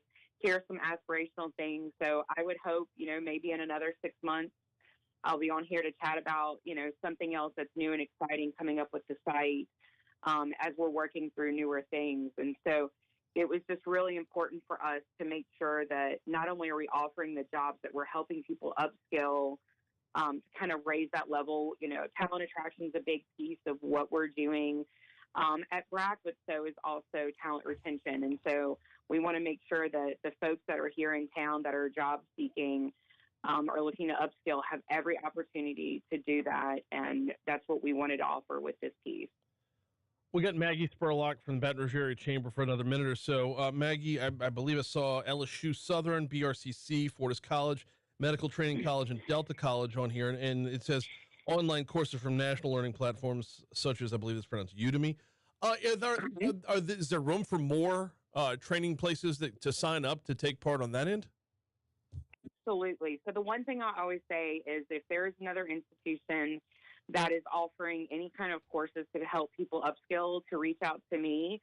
My email address is Maggie, M-A-G-G-I, BRAC.org. So that's Maggie with no E, just to make it a little extra complicated. Reach out to me. We are happy to get you connected, happy to get you on the site. We want to give people as many opportunities as they can for those upskilling opportunities. And the same goes for businesses. When you're looking at that site, there is a search option for companies. But if you want, again, shoot me an email. I am happy to take that step to look to see if you're on there, because we are scraping from so many sites. So you may already be on there without knowing it as an employer. But if you're not sure, shoot me an email. I'm happy to get you connected, get you added to that site. We want as many opportunities for people on that site as possible. I think right now we're pretty close to 19,000 positions, but there is room for more. So again, my email is Maggie, M-A-G-G-I, at BRAC.org. So whether that's upskilling courses or employment opportunities, or if you just have questions, shoot me an email. I'm happy to help. Will do. She is Maggie Spurlock with the Baton Rouge Area Chamber. That email will be in the text when we post this on demand. Thank you so much for the time this morning.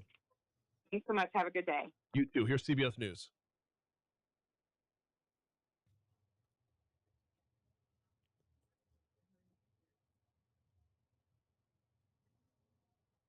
Thank you. I don't know why, like when I'm seeing it on the screen, if I can't just like write down little brackets around it, I know it's stupid. And it felt like every question I asked, up until the last two, every question I asked, the first word in her answer was,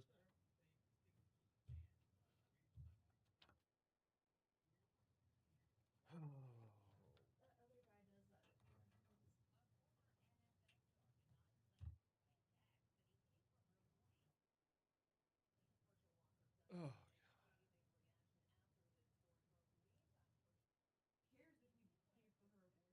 If you're pro-life and you want to vilify people who get abortions, that's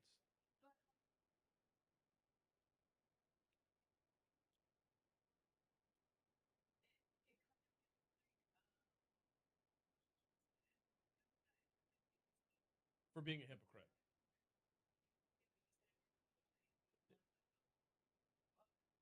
If you're, yes, the left is vilifying him for being pro-life and allegedly paying for an abortion. That makes him a hypocrite. I don't. Through their eyes. Through our eyes, it is.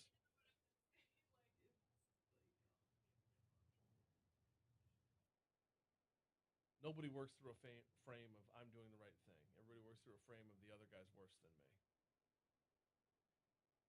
Which, if I'm Herschel Walker, I better damn sure be 100% sure that that accusation is false, because that's as simple as medical records and or bank records. Nobody, like, well, but the thing is, if it's not false, you have to change your tune very quickly and make it, yeah, I did that and I've learned since then.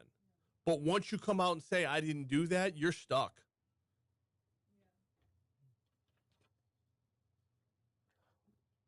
What do I have on tap today? I'm so tired. I don't know what to do at 8:35 other than make fun of the guy who ran on the field last night.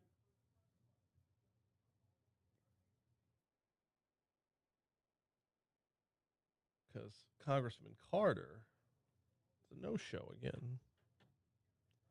To be fair, his press person texted me yesterday, and I didn't see the text till late. Because my Mondays are... Well, yesterday was worse because I blew out 2 tires, but I don't know how I'm going to get... So I blew the tires out, and I just drove home on flat tires. Like flapping around, smoking, smelling burning rubber. I had less than a mile to go to get to my house. So I just drove it the rest of the way so I could have it parked at home. But, like, I don't know how to... Because I've got one spare. I don't know how to get it over to Hunt's or whatever. And then after Hunt's, I might have to go to Complete Collision just to make sure it's good to go.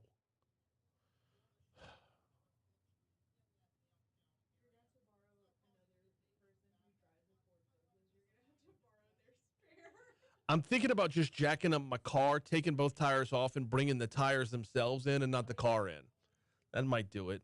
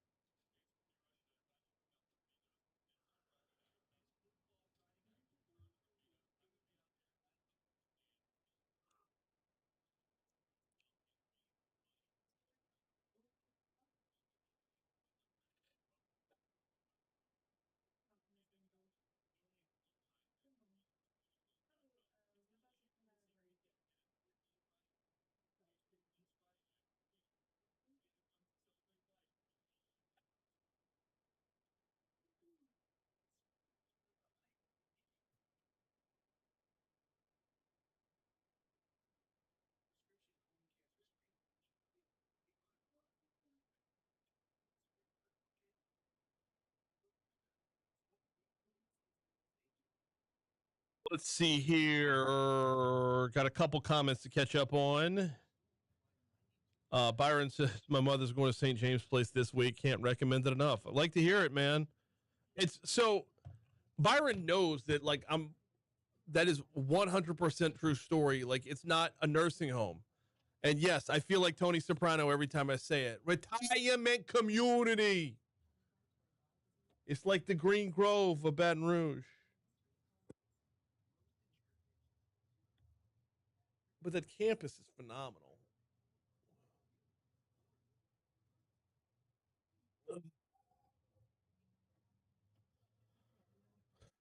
You can't deal what?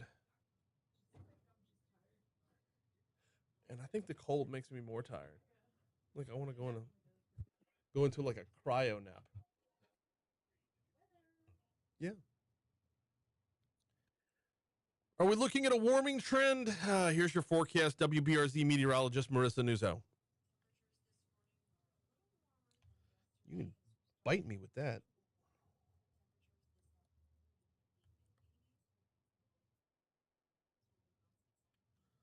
Upon a hill across a blue.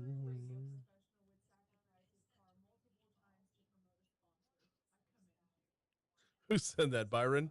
I figured. It's just this one car. And now I need a pain doctor because my back is shot from this stupid thing. Sitting in this dumbass clown car hunched over all day long. It's like putting... Yeah. I feel like shacking a Miata. It's the second Bowser reference today. Greg Bowser's coming on the show later this week. Greg Bowser.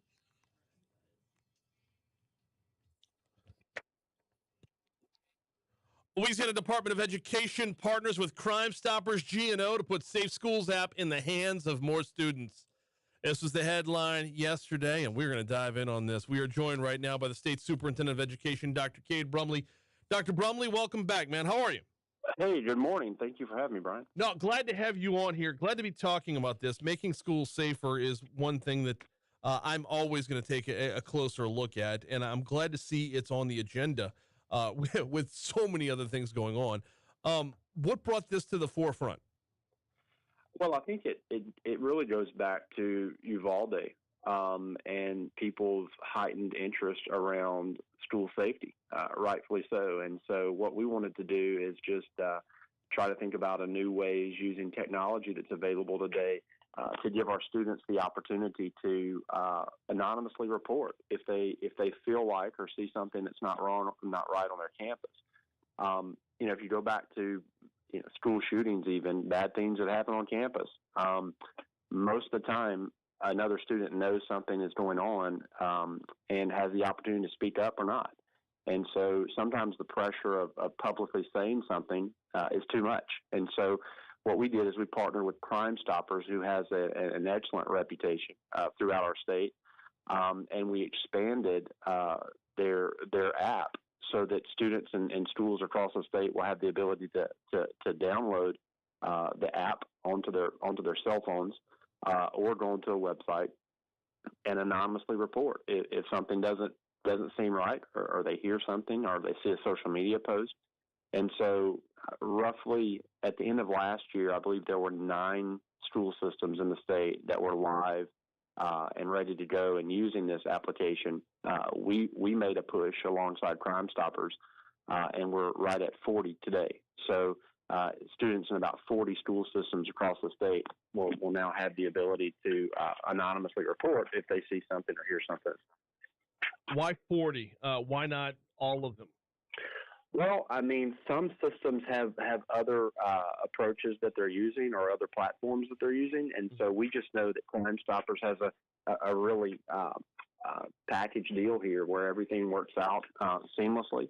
And so we wanted to lean in and promote that particular approach. Not to say that other approaches aren't the right ones, but we just wanted to make it available. And so we have school systems signed up with this all the way from Bossier in northwest Louisiana all the way down to Jefferson and southeast Louisiana. So we see across the state systems signing up for this, and we think it's just another tool in the toolbox. We are talking with Dr. Cade Brumley, State Superintendent of Education, about the new app being put into a number of school systems around the state. Dr. Brumley, here in Baton Rouge, we've got a great relationship with Crime Stoppers right here on this show, and once a month they bring in the folks from iCare who talk about this on a regular basis. This would be the mobile version of that. One of the things I've experienced with iCare is they have personal relationships with their officers in the school or the resource people in the school. They have a personal relationship to develop trust for that see something, say something thing. How do you develop trust with an app? Well, look, it's for one, it's Crime Stoppers. Right. So I think that their name alone and their brand alone gives people some reason to have trust, and rightfully so. But every school system develops like a multidisciplinary team of individuals who are on that school end that work with Crime Stoppers and work alongside state police to vet issues that come through. So while it is globally Crime Stoppers, a significant component of this process has to do with local individuals within those school systems being engaged as well. The press release says the tips are processed by a multidisciplinary team identified by the schools. I would imagine all that infrastructure was built out before the app. The app is just the extension of it, right? Well, the app, Crime Stoppers, and then the app has been in place for a little while, and they've been working with a set of schools. Like I said, at the end of last year, I think 9 traditional public school systems in the state were using this. What we wanted to do, because of the need to continuously improve in the area of school improvement, was to put it in the hands of more systems, which meant those systems had to develop some level of infrastructure. They had to work with Crime Stoppers to better understand how all this works. And so now we're in 40 systems across the state. But look, this is just one piece of the puzzle. I mean, I think we have a couple of other things that we've talked about before. One is access control to our schools, making sure that our schools are hardened in their perimeters. We received word that we're receiving about $20 million from the federal government on the Bipartisan Safer School Act. And so my hope and my goal there is that funding can be used for those purposes. so that we can push money out into the schools to help where they need to create access control to buildings. The other thing is training, local systems training with their law enforcement. We held our first ever Department of Education statewide safety summit this year, so that is continuing throughout the state as well. And then the last thing is just access to social workers and counselors for kids and employees. And with our stimulus dollars, that's another place where we've tried to lean in coming out of the pandemic to make sure that we have access to counselors and social workers throughout the state. We're talking with State Superintendent of Education, Dr. Cade Brumley. Got to shift gears here. As important as the school safety is, so is the vision for where our students are headed. There is a Bessie meeting coming up, I believe, a week from today, and you've got a few things that you would like to see tackled at that meeting. Yeah, for sure. I mean, I think the one that has received the most press recently just has been my desire around students who are not reading on grade level in elementary school at the end of the year to have to undergo 30 additional hours during the summer of additional support. When we rolled that plan out, we rolled it out for kindergarten, first, second, third, and fourth graders. But working with different groups, we narrowed the scope of that to narrow it to third and fourth graders. And third or fourth graders, if they were not reading on grade level by the end of the year, would need 30 additional hours of support in the summer, or be retained. Now, let me tell you why third and fourth grade is important. If you are a third grader this year, you were a kindergartner when your school year was cut in a third by the pandemic. If you were in a hurricane-impacted area the next year, not only did you have starts and stops and virtual instruction, but you also had hurricane impact. And then the next year, you also had interruptions. And so the same is true for this year's fourth graders. This year's third and fourth graders are the students that have been most impacted by the disruptions of the pandemic and the storms. And it's not just about, what is the score, what is the number for the kid. We know that we have a certain amount of time where we can work to get kids reading on grade level, and it becomes much, much more difficult beyond that point. And so I just think that we need to have laser focus here on this year's third and fourth graders, and I'm going to continue to be stubborn around my desire to see these kids recover. And this has caught a little blowback from folks according to the advocate, critics have focused on the requirement that students who opt out to not do the remedial work must repeat the grade. I don't know why the emphasis isn't on just do the remedial work. It's a lot easier that way. I mean, even beyond that, Brian, the emphasis, as one superintendent said, I just need to make sure my kids are reading on grade level by the end of the school year. Right. And so if that is in fact the case and everyone works together on that, then you don't need the additional support in the summer, which would be provided by a teacher that is trained in the science of reading. So you wouldn't need that additional 30 hours. But it's not a remediation policy. It's be on grade level by the end of the school year, and if not, receive some additional support by a teacher trained in the science of reading, and then promote to the next grade. Now, if someone chooses to not attend, or a parent chooses to not attend that, then yeah, that would lead to retention. But it's not a retention policy. By narrowing in on third and fourth graders, are we just, I don't want to phrase this way, please understand where the question is coming from. Are we just pushing the kicking the can down the road to say we're going to have to continue to narrow in on third and fourth graders without broadening that scope back to second, first, and or kindergarten? Well, again, the third and the fourth graders, these are the kids that have been most impacted by the disruptions. So they are the ones for whom we should be the most concerned. But questions came up around how can we staff this during the summer? How can we make sure we have enough people here to help support the kids? There were logistical questions that came up. And so I compromised to a position of, well, let's just narrow it down to focus on this year's third and fourth graders. Let's run the program for 2 summers, and let's check the results of it. But I don't think the answer is do nothing. I think we need to be doing everything within our power right now around these particular kids to make sure that we can help set them up for success, not only for the rest of their K-12 experience, but for their life. What else are we looking at from the Bessie meeting next week? Look, we have accountability on tap again. This is something that's received a lot of attention. We are working on a high school proposal. We have for some time that meets the needs of students who are choosing to go to college after high school and students who are choosing to go into a career immediately after high school. We're trying to raise the standard, raise the expectations there, so that hopefully we would be able to get better outcomes for our kids and better prepare them to be set for what's next in their high school experience. And again, we have some level of pushback there, but I'm going to fall here on this issue around let's raise the standard. We know where we are in our high schools today. I think that everyone recognizes that there's work to be done there to better prepare kids for May 16th if they graduate on May 15th. And one of the policy levers we have to do that is raising the standard on how our high schools are held accountable and how the public understands their quality and the things that we're asking educators and students to do while they're in that 4 years of a high school experience. He is Dr. Cade Brumley. We always appreciate the time, sir. Good luck in next week's meeting. Thanks, Brian. Absolutely. We'll talk to you in a month.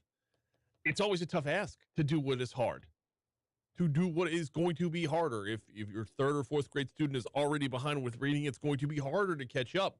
But if you don't do what's hard, you are forever going to be behind. It doesn't happen magically.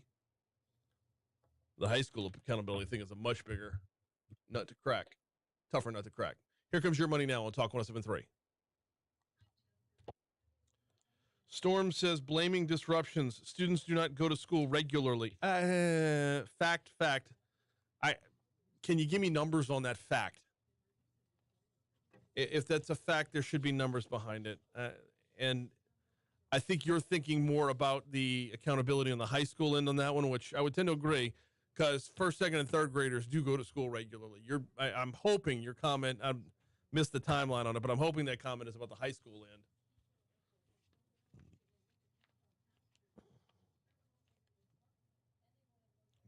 Storm earlier says, it would be nice if you found a way to protect teachers from violence. It is out there every day and sometimes brutal and the increasing norm. So I'm trying to think of the news story where, have we had teachers attacked here in Louisiana? We almost have to, right? That has to have happened here. I feel like I'm... Right? No, and not just stepping into a student brawl. I mean the teacher attacked. That's a different thing. Storm says, been teaching 30 years. Average student missed 10 to 40 days of school per year. What grade are you teaching? How old are these kids? Because if that's first, second, or third grade, and also where? If you're here in EBR, that's way different than Terrebonne. Okay, I will say that when I was in high school, my junior and my senior year, I almost never went to school. You don't seem like a truant to me. I think I'm being a little dramatic, but there was a lot of times where I did not go to school because I didn't want to. And I'd be like, I have a headache. I just don't feel like going. And my mom would be like, okay. Or I was late a lot. Would it shock you to know that I got perfect attendance? No. I feel like it's more shocking that I didn't get perfect attendance than the fact that you did. I had a junior year, I front-loaded my schedule. I was always ahead of the curve with the classes I took, but way behind the curve with my GPA. Because, I'm not bragging, I'm smart but lazy. Yeah. Big-time procrastinator. So my GPA always sucked, but my test scores were always great. Yeah. So, my ACT and whatnot. Yeah.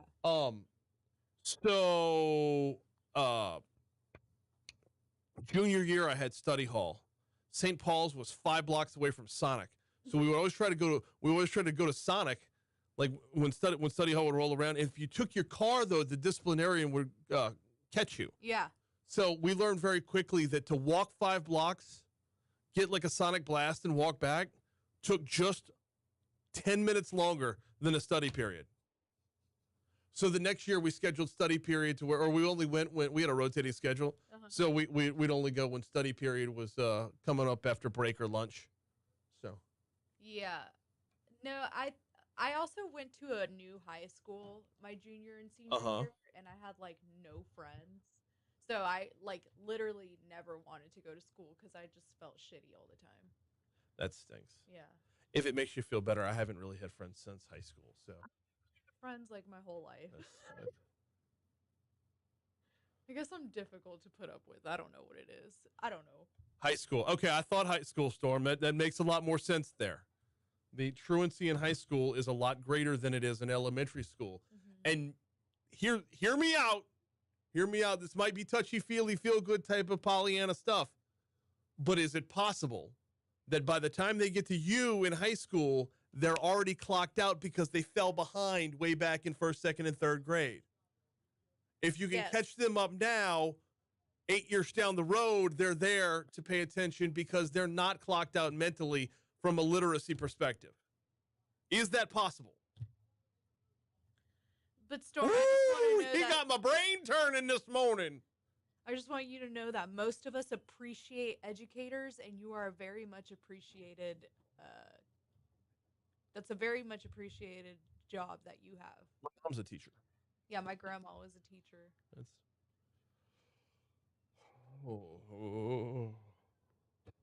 Hey, did you notice yesterday's top stories and trending, today's top stories and trending? No shootings in Baton Rouge, which would dial the clock all the way back to Friday. I feel like we should have a board. It's been how many days since our last homicide?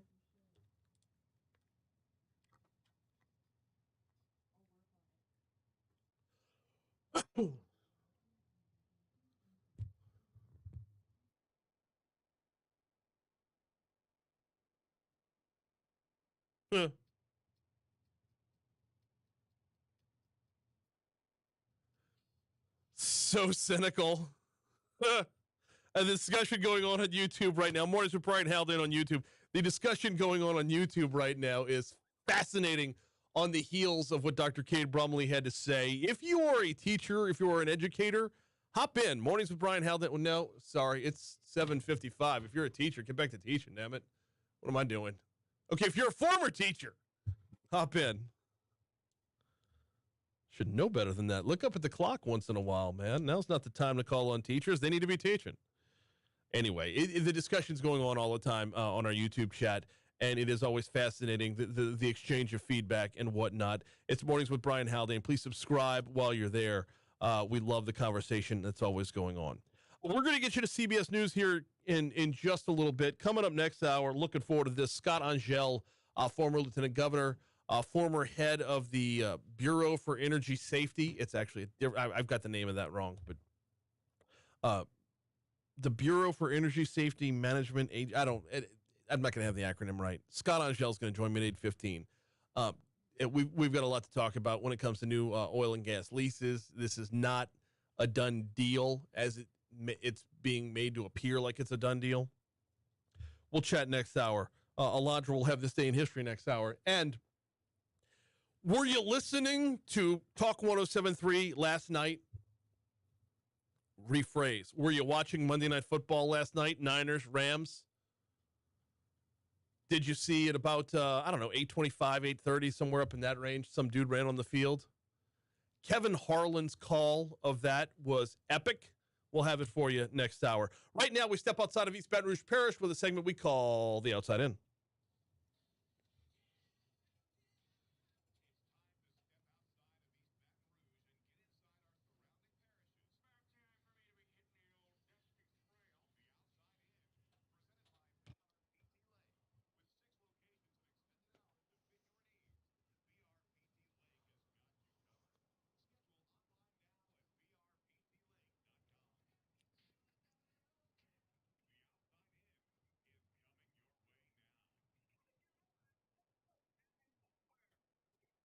Oh, we're starting off in Ascension Parish. A high-ranking sheriff's deputy was suspended after a state trooper reportedly caught him driving drunk late Saturday night.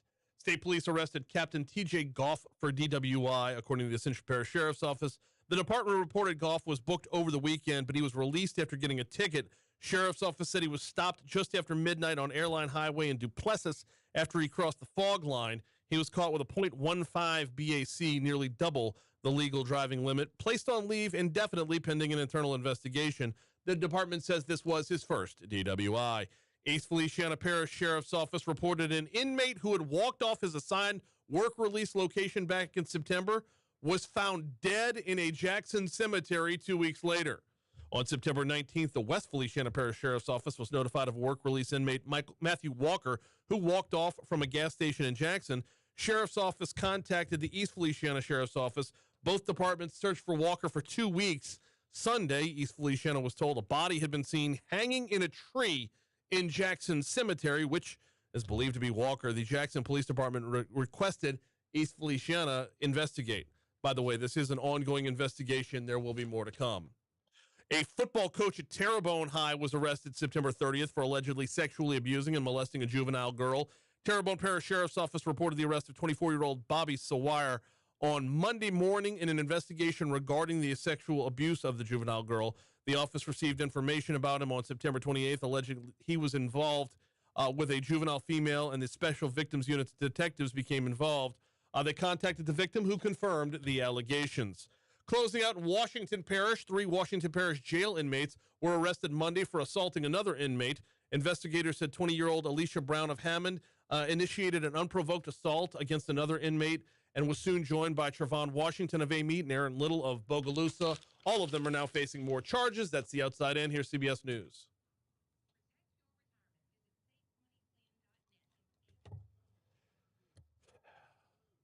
Okay, so this is where the cynicism comes in.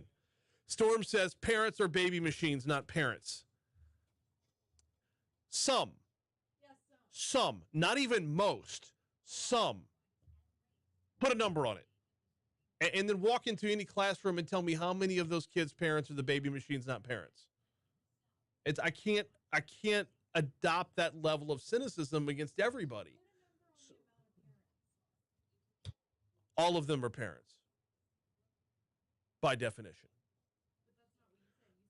Okay, who put a number on the ones that well, I'm not the one making the negative accusation, though. I would say if you've got 20% of the parents are baby making machines and not parents, you've got enough to ruin each and every classroom around. They're ruining for the rest of the class. And then from there, it takes more than just good parenting to not fall subject to peer pressure. If you've got 30 kids in a classroom and one is the jackass, then 2 are going to be jackasses. I'm saying the minimum that you need is 1 jackass. To invoke optimum jackassery, you need a minimum of 1 jackass. With 0 jackasses, you cannot engage in jackassery. Fair?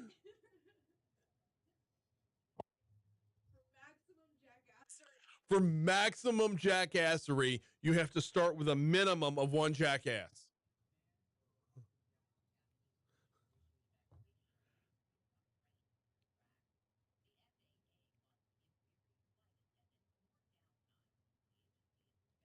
Byron says, both of my parents were teachers. My father was punched many times in the 60s and 70s, breaking up fights, been going on for decades. 2 differences there that Storm's talking about, though. Number 1, not breaking up fights. You're the attacked.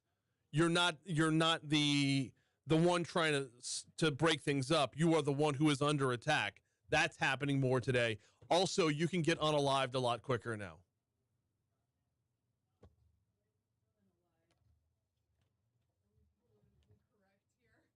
No. We're so saying dead instead of saying unalived instead of saying dead. If you're on TikTok or Reels or whatever, the algorithm's squashing a lot of that. So people have been saying unalived. It's like they say corn instead of porn.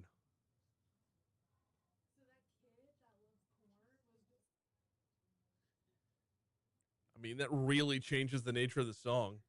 When I tried it with butter, everything changed.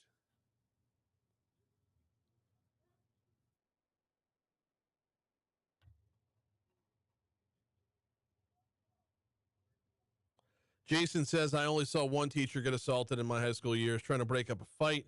It was a magnet school in Baton Rouge. Meh. Hey, look, I went to a Catholic school, so all bets are off here. Teachers broke up fights, but I tell you, as soon as the teachers that broke up the fights were either like the defensive coordinator who you were not going to F around with. He's still the head coach today, by the way. Yeah. Ken Sears. That guy could bench a Buick. You weren't going to mess with him. Or the other way around it was either going to be Sears or Kettleson was breaking up the fights, or the other way around it was a Christian brother. You ain't hitting a Christian brother. You're going straight to hell. Do not pass go. Do not collect $200.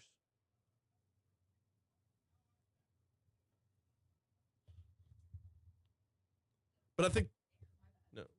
Yeah, you're bad. Wasn't my bad. I'm way over here. I set my alarm, so I fell asleep really early. Alarm? And then I set my alarm at midnight so I could tell my brother happy birthday. My brother's getting a birthday shout out, by the way. Fantastic. Is your brother Russell Simmons? No. Okay. What's Russell Simmons' birthday too? See that, but you can have that one. So I set an alarm to send him happy birthday at midnight because he always does that. So I was gonna feel bad if I didn't tell him. And so I sent the text and I went back to bed. But I saw your text that you sent me. I send you a text at like 9 o'clock at night, and you're replying at 4:30 in the morning. Yeah, I was already asleep. Yeah. No, it's all good. Nothing wrong with that. Time for us to get a look at your forecast. Here is WBRZ meteorologist Marissa Nuzzo. So I saw your text and I was like, what the hell is he even talking about? And I went back to sleep. Because I was like half asleep looking at it. Oh, was it not clear? You know what? Literally, I was in a meeting. It was clear. But Okay, I was in a meeting when it happened. Yeah. Cade texted me to let me know what happened. And you copied and pasted it. So I just copied and pasted it. Yeah. No, it was clear. I just was like asleep, half asleep still, and I read it and I was like, and I went back to sleep. Byron says I'm having my stroke in installments. It would be a struggle for me to be real cynical and teach kids. Speaking of having a stroke, I'm walking through the house yesterday and I start smelling toast. I know. And I'm like, is anybody making toast? And Abby's like, I am. I'm like, oh, thank God. Oh, thank God. That almost got real fast.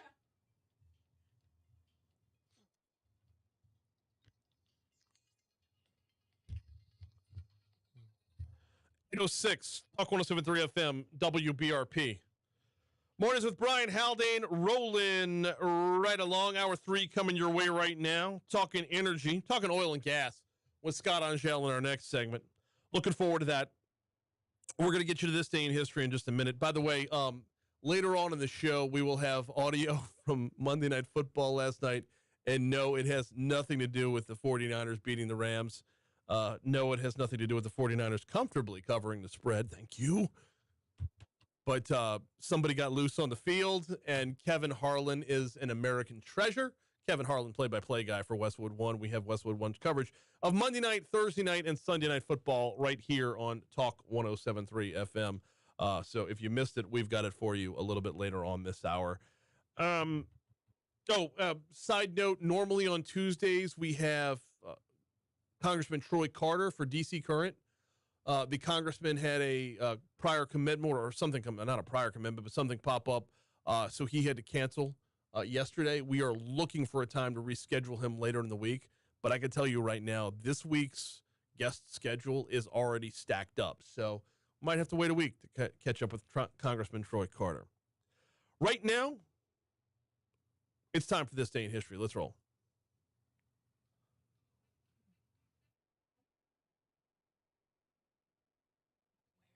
I don't. All right. No, do what you like. No, it's good. It's fine. I like the blank space. No, it's not what I like. It's what's happening. If you're watching on YouTube, I'm not quite sure what's happening with the camera. It looks like somebody in the upper right is on Zoom and hasn't turned their camera on. Like, Chuck and Jay come in here and mess with it, and I don't know. Don't blame Chuck. blaming Chuck because Well, look, he's the easy target. He's the easy target. I get that. he's not the easy target. He's the one that did it. And if I try to put me, you see what I mean? It hides me. Oh, that's funny. You just keep sliding behind. It's like you're sliding behind the liquor cabinet. Okay, well, anyway, I don't know. And that's just if you're watching on YouTube. If you're not, you should be. Yeah. Mornings with Brian Haldane on YouTube. Subscribe. Smash the like button. Hit Subscribe the bell. button. Yeah, smash the like as well. Smash the like and the subscribe and the bell button. You hit the bell button, you get a notification when we go live. Darn right. Yeah. All right. But in 1777, What? it was the Battle of Germantown was today in 1777. Okay. Yeah. How'd we do? Oh, we did great. In 1854, Abraham Lincoln makes his first political speech at the Illinois State Fair. I wonder how state fairs were back then. Oh, they were all the rage. Because, I mean, I know you didn't have, like, roller coasters and stuff like that. What, like a tilt-a-whirl? Yeah. No tilt-a-whirl? No. In 1883, the Orient Express departs on its first official journey from Paris to Istanbul. Cool. Am I allowed to say that? What? Orient? Yes. Okay. That's the name of the train. In 1927, sculpting begins on the face of Mount Rushmore in the Black Hills National Forest of South Dakota. It would take another 12 years for the granite images of 4 of America's most revered presidents to be completed. Can you name the presidents on the Mount Rushmore? Go. George Washington, Abe Lincoln, Yeah. Thomas Jefferson, Yes. Theodore Roosevelt. Good job, Brian. That wasn't that hard. Like, get me with a harder question for that level of applause. Lowering the bar. The Soviet It's Union. like not asking kids to read till the 4th grade. On this day in 1957, the Soviet Union inaugurates the space age with its launch of Sputnik. Sputnik. The world's first artificial satellite. Yep. And in 2006, WikiLeaks is launched on this day by... No connection. They call him an internet activist. Is that what they call Launched him? by Julian Assange, alleged internet activist. Okay. Yeah, that's all I had for the events today. Yeah, that's good stuff. Yeah. Yeah, I had one. Oh, no, that's a death. Never mind. What? It's a death. We'll get to it. Okay. Born on this day in 1822. Dear. Oh. President Rutherford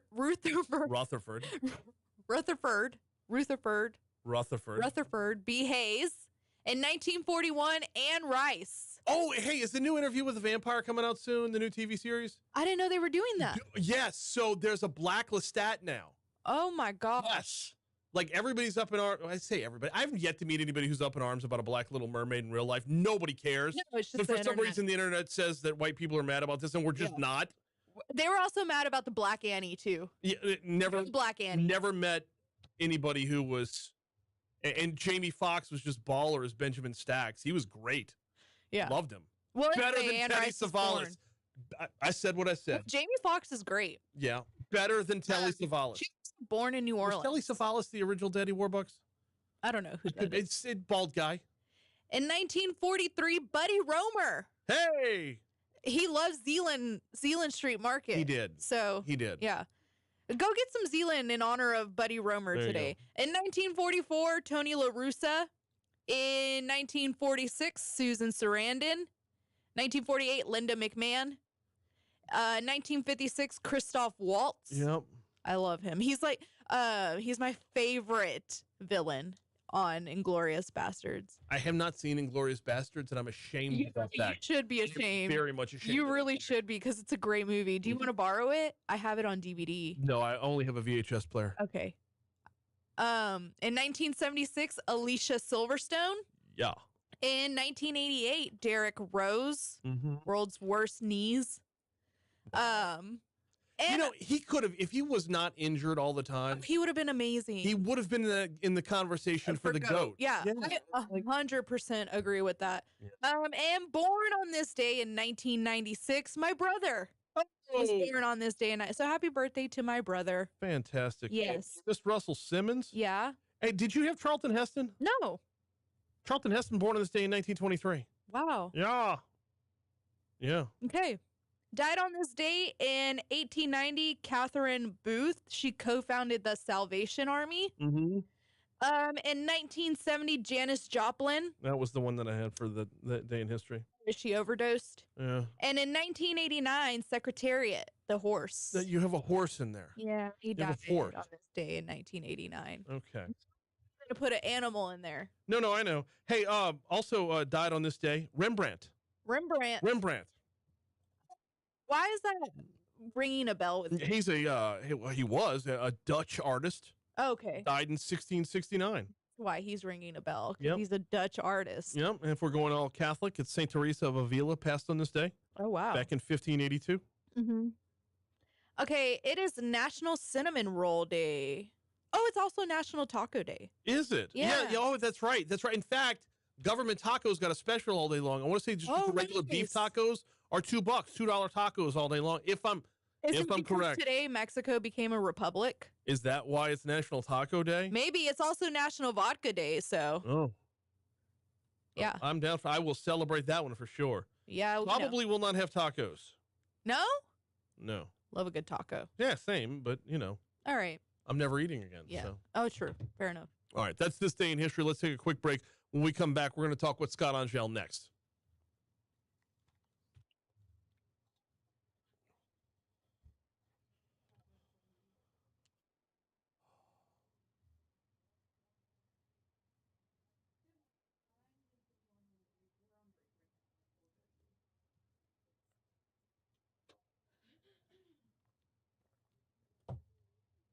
All right, here it comes. It's time for another round of Who Pronounces My Name More Cajun? Scott Angelle or Jeff Landry? Braun?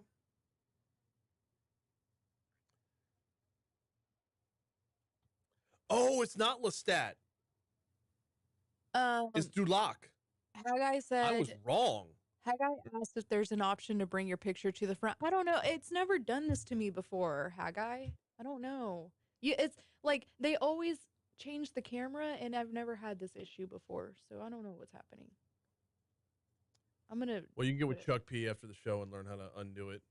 No, but it's never done. Okay, yeah, I'll do that, but it's never done it before.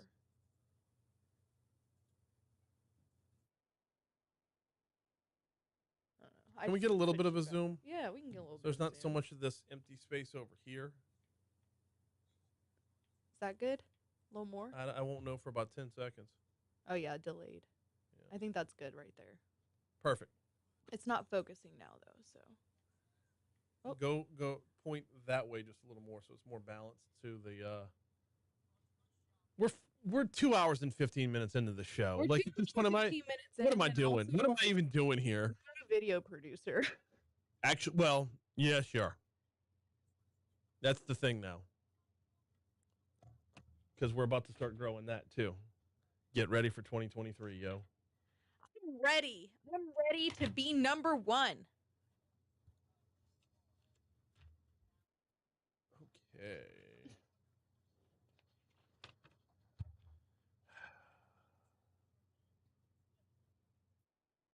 I've got 12 minutes worth of it. You know what I need? I need video editing software. Because I want to send you video bites of Cassidy. He gave a 12-minute speech on the Senate floor yesterday about basically what I've been saying for 3 years now. The right needs to outflank the left on climate change.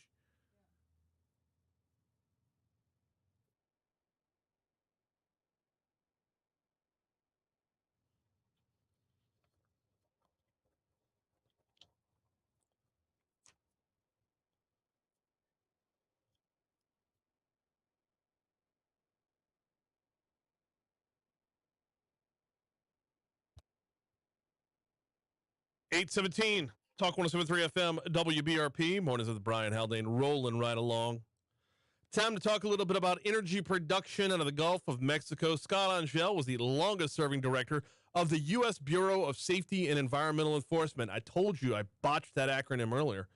He was also a former lieutenant governor here in the state of Louisiana and headed up the Department of Natural Resources. Joins us now. Scott, welcome back, sir. How are you? Good morning, sir. It's great to hear your voice. It's good to be in Acadiana today talking to the great people of the Baton Rouge region. I always appreciate you having you on here. Let's talk a little bit about energy production in the Gulf of Mexico. We recently saw the president sign off on a new 5-year leasing program. What's at stake with this new program? Yeah, to be clear, I think what you're referring to is the Department of Interior issued a request for public comments on a proposed 5-year leasing plan. And you got to read the fine print, because the fine print says that during that 5-year lease sale program, we could have up to 10 lease sales or we could have none. And that's the big concern that I have. The fine print makes it very, very clear that this administration is continuing a hostile, unwarranted approach to Gulf of Mexico energy. And look, if we kind of go back to where we were in January of 2021, I realize that elections have consequences, and the White House decided to pause and cancel lease sales in the Gulf of Mexico. And Brian, they did that in the name of the environment. But the science that is very, very clear, and I'm not talking about right-wing crazy science. I'm talking about science that was produced by the Obama-Biden administration in November 2016, said that if we did not have lease sales in the Gulf of Mexico, we would actually have more greenhouse gas emissions in the world, because we would be forced to turn to foreign sources for our energy production. That's exactly, in spite of the warning that came from that federal report in November 2016, that's exactly what this administration has done. They have turned to OPEC to ask OPEC to increase production rather than turning to American workers, the USA energy workers that for generations, as you know, have put on their hard hats and their steel-toe boots and kissed their families goodbye and set out to get the production to fuel this great country. And it's incredible that, again, 73% of the production of the oil that we import into America right now, 73% of the oil that we import into America right now has a higher carbon intensity rate than the production from the Gulf of Mexico. So while in the name of the environment, this administration set out to make a public policy change, it's unfortunate because now we've seen what has happened with the pain at the pump. When we strangle those resources, the number one issue in America right now is the fear of inflation. Mm-hmm. And rather than increasing production to lower energy prices, we're increasing interest rates to slow the economy, which then slows the demand for energy, which then reduces energy prices. It's really, really backwards. It's unfortunate because the USA energy workers, in particular the Boudreaux and the Thibodeaux and the Cheremis and the Cades, are ready to be unleashed and go into the Gulf of Mexico and get production to record highs again. We are talking with Scott Angelle about this the 5-year leasing program and what's fully at stake with this. And Scott, you and I have broken this down numerous times. The thing about global warming is it's global. If you want to have control over it, we'll get to the economic aspect in just a minute, but if you want to have control over it, you have to have control over it. Leaving things up to OPEC leaves way too many things up for grabs, up to and including OPEC coming out now and saying they're going to be scaling back production as well. Yeah, you're so right. It's global warming, and it's not USA warming. Right. And so when we take a domestic resource, a publicly owned domestic resource, the Gulf of Mexico, where that energy has been the bipartisan policy for over 5 decades between 13 different presidents, that we've always turned to the Gulf of Mexico to help fuel this great country. Mm-hmm. And now we turn into OPEC when the statistics show that we do it so much better here. And so if we're really doing this in the name of the environment, we need more, not less Gulf of Mexico energy. Let's dial in on that specifically. We do it better. And I'm not just saying that as a proud American trying to flex, but we do it better. So let's dial in. How does the U.S. offshore, the Gulf of Mexico in particular, perform better than the rest of the world when it comes to greener, cleaner production? So let's talk about the two issues that the experts say drives climate change. One of them is carbon. The other one is carbon dioxide. The other one is methane. When you take a look at the metrics, the Gulf of Mexico has the second lowest carbon intensity production per barrel in all of the world, in the entire planet. And when it comes to methane that is flared or vented, we flare and vent about 1.25% of our gas that we produce, an amazing statistic, making it among the best in the world. And when you take those two statistics, nobody ranks real high as we do on both of those numbers. And when you take those two, and the reason that we have such a low volume of methane that is vented or flared in the Gulf of Mexico is because we have the most robust pipeline system on the planet. And those things have combined well to serve us, and they combine well to serve us to produce climate advantage production. You know, Brian, that's a phrase that I've introduced that perhaps needs to be spoken about on the national scene a little bit more. We're talking about, in some cases in the past, we talk about economic advantage production. Now we're talking about climate advantage production, and the Gulf of Mexico provides that primarily because of those two metrics. The one of the things that we when we talk about doing it cleaner and greener, one of the things we talk about is the actual production, but the residuals as well. Oil and gas companies, energy producing companies in the U.S. have supported a number of conservation and restoration efforts of national parks, forest, wildlife management refuges, and the whatnot. Tell me a little bit more about what they're actually doing from that end to kind of take what's given to them and pay it forward. I appreciate you bringing that up because you're on top of your game this morning with that comment. You know, one of the things that has happened here recently is that the most significant bipartisan conservation legislation was adopted called the Great American Outdoors Act. And the Great American Outdoors Act takes revenue from offshore production in the Gulf of Mexico, takes those revenue that's generated, and it dedicates it to the restoration and conservation of national assets that belong in the National Parks portfolio or the forest, the National Department of Agriculture for forests and parks and refuges. And it's been unbelievable. I think last year it was $2.8 billion of revenue that was generated by oil and gas productions in the Gulf of Mexico that was then shipped out to a variety of states, primarily in the western part of the country, because that's where most of America's holdings are when it comes to national parks and forests and those kind of refuges. So we're excited, and what we believe in a big way, Brian, that every day in the Gulf of Mexico, not only do we produce the energy to fuel this great nation, not only do we do it in the most climate advantage way in the world, but at the same time we're doing that, we're helping to lower the pain at the pump. We're helping to lower utility bills if we can be unleashed. And every day when you visit a national park across this country, oil and gas work in the Gulf of Mexico is making that experience a better one, a cleaner one, and a more rewarding one for your family. So in a lot of ways, we would call that royalties. The money we generate is called royalties. Mm-hmm. Royalties to restoration is a really smart way. And I'm proud. I know a lot of oil and gas workers, and every day I can tell you that oil and gas workers get up. They enjoy a sunrise and a sunset as much as any other Americans do. They enjoy walking the park in clean water and clean grass. And this past weekend, opening weekend of squirrel season in Louisiana, I promise you there was a lot of oil and gas workers out there enjoying the woods and waters of the sportsman's paradise. We believe in it. We want to do more of it. We need to be unleashed. It's unfair that this administration is vilifying. And again, the pain that is being imposed on the oil and gas worker is showing up at the pump. We've all kind of seen what has happened. A big driver of inflation is energy costs. And unfortunately, this administration says rather than increasing domestic production, let's go try to get OPEC to do it. When OPEC said no and stuck the middle finger up to the White House, they said, well, I guess we have no choice now. We're going to increase interest rates. Yeah, we believe the solution is not increasing interest rates, it's increasing domestic production to lower the pain at the pump and to help reduce inflation. And we've even gotten to the dangerous part. That's national security. Yeah, when you stop and think that 40% of the natural gas that's consumed by the European Union comes from Russia, and you understand how that has been a mistake for them in Europe to hitch their wagon to the Kremlin.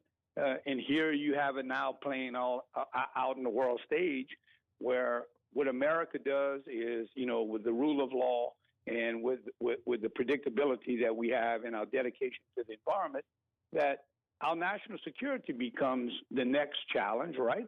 And it's unfortunate. One of the things that I think we do have an opportunity here, given the fact that much of the European Union has said no more to Russian gas. Now, there's going to be a terrible winter. You're going to read some incredibly horrible stories about winter in Europe in the next several months. And the energy crisis in Europe is real. It's probably the most significant energy crisis on the planet since World War II. Mm-hmm. And it's going to be a lot. There's going to be a lot of pain and a lot of hurt there. The Gulf of Mexico is loaded with natural gas, and we have the ability to help provide the natural gas for liquefied natural gas facilities under the acronym of LNG. So I think there's a chance that you can see tremendous investment in Louisiana under the LNG category, and perhaps we can create the Gulf of Mexico to Europe a global expressway by producing natural gas through the drill bit here in the Gulf of Mexico and liquefying it, shipping it to our friends in Europe, and getting them through this very, very tough spot. I got about a minute and a half left with Scott Angelle. I've got to ask, aside from calling your elected officials, is there anything folks could do to kind of voice their opinions right now that want to see the moratorium come to a full close, to see leases open back up again? How can we speak up? Thank you so much, Brian, for saying that. It's very important. Thursday is the deadline, so I'm asking all of you listeners who want to help lower the pain at the pump and help want to lower their own utility bills, that we access this giant province called the Gulf of Mexico. And the government is taking comments through Thursday of this week. It's very, very easy. All you listeners have to do is text the words offshore USA. You need to put a space between offshore USA and text those words to number 52886. It's as simple as that. It takes you 30 seconds to get through it. There'll be an opportunity for you to adopt some comments and send them in. And the comments matter because the law requires that the government reconcile every comment that they receive. And this zip code, the zip code in South Louisiana, needs to light up Washington, D.C. right now, because I think if farming policy for wheat farmers was in jeopardy, I think we all know that Kansas would be lighting up Washington. If it were corn policy, Nebraska would be lighting up Washington, D.C. If it were automobile manufacturing, Michigan would be lighting up Washington, D.C. We have an opportunity right now as the major host state, the biggest host state of the Gulf of Mexico operations, to light up Washington, D.C. and tell them that we believe that responsible, environmentally climate advantage production ought to be part of the American portfolio. It's real easy. I'm asking your listeners to text offshore space USA to 52886. Adopt those comments, 30 seconds. You'll get them going, and you will help be part of the solution then rather than being on the sidelines. And we need people to get off the sidelines on this important issue. He is Scott Angelle, former director of the U.S. Bureau of Safety and Environmental Enforcement. Scott, we always appreciate the time, sir. Thank you so much. Thank you, Brian. We're way late. Let's hop in on CBS News. We're about 20 seconds behind. No, it's okay.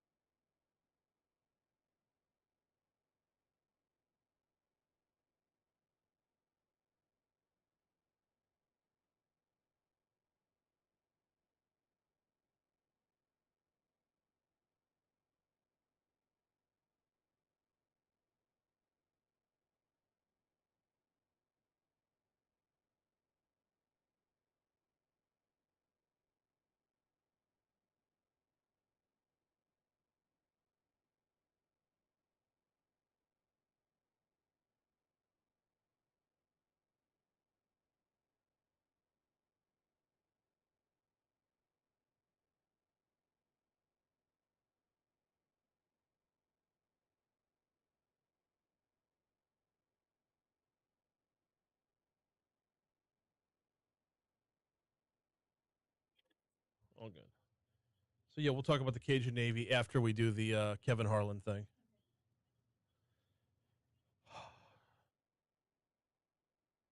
Nori, I'm already almost done with Green Lights because it's a good read.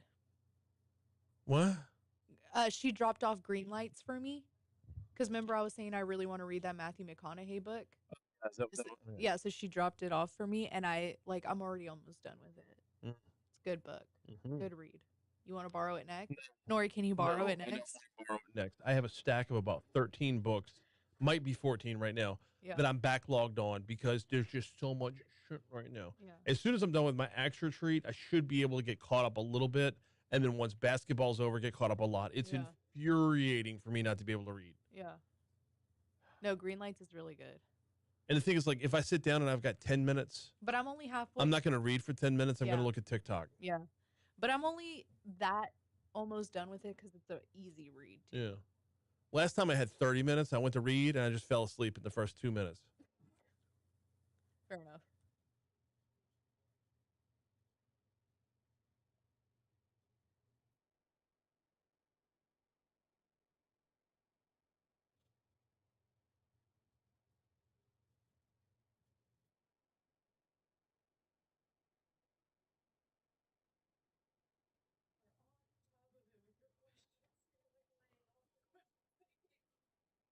But I don't follow those exactly.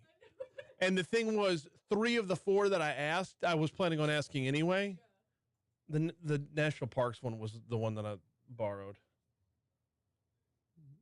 Great job, Brian, for doing what we told you to do. This is why I tell people don't believe anything you hear on the radio. It's all a show. Understand that it's a show. There's a purpose to it. This is what I can't get people on the left to believe either. It's like everything you're sold, you're being sold.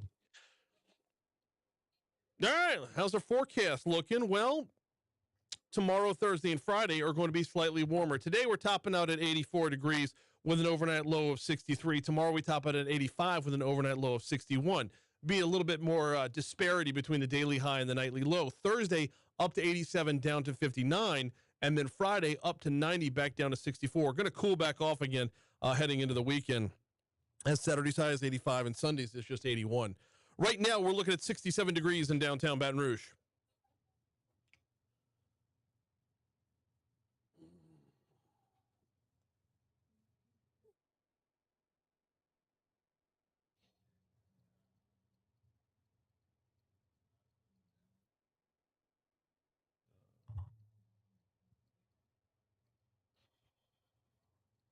It's like a year and a half before the song kicks in.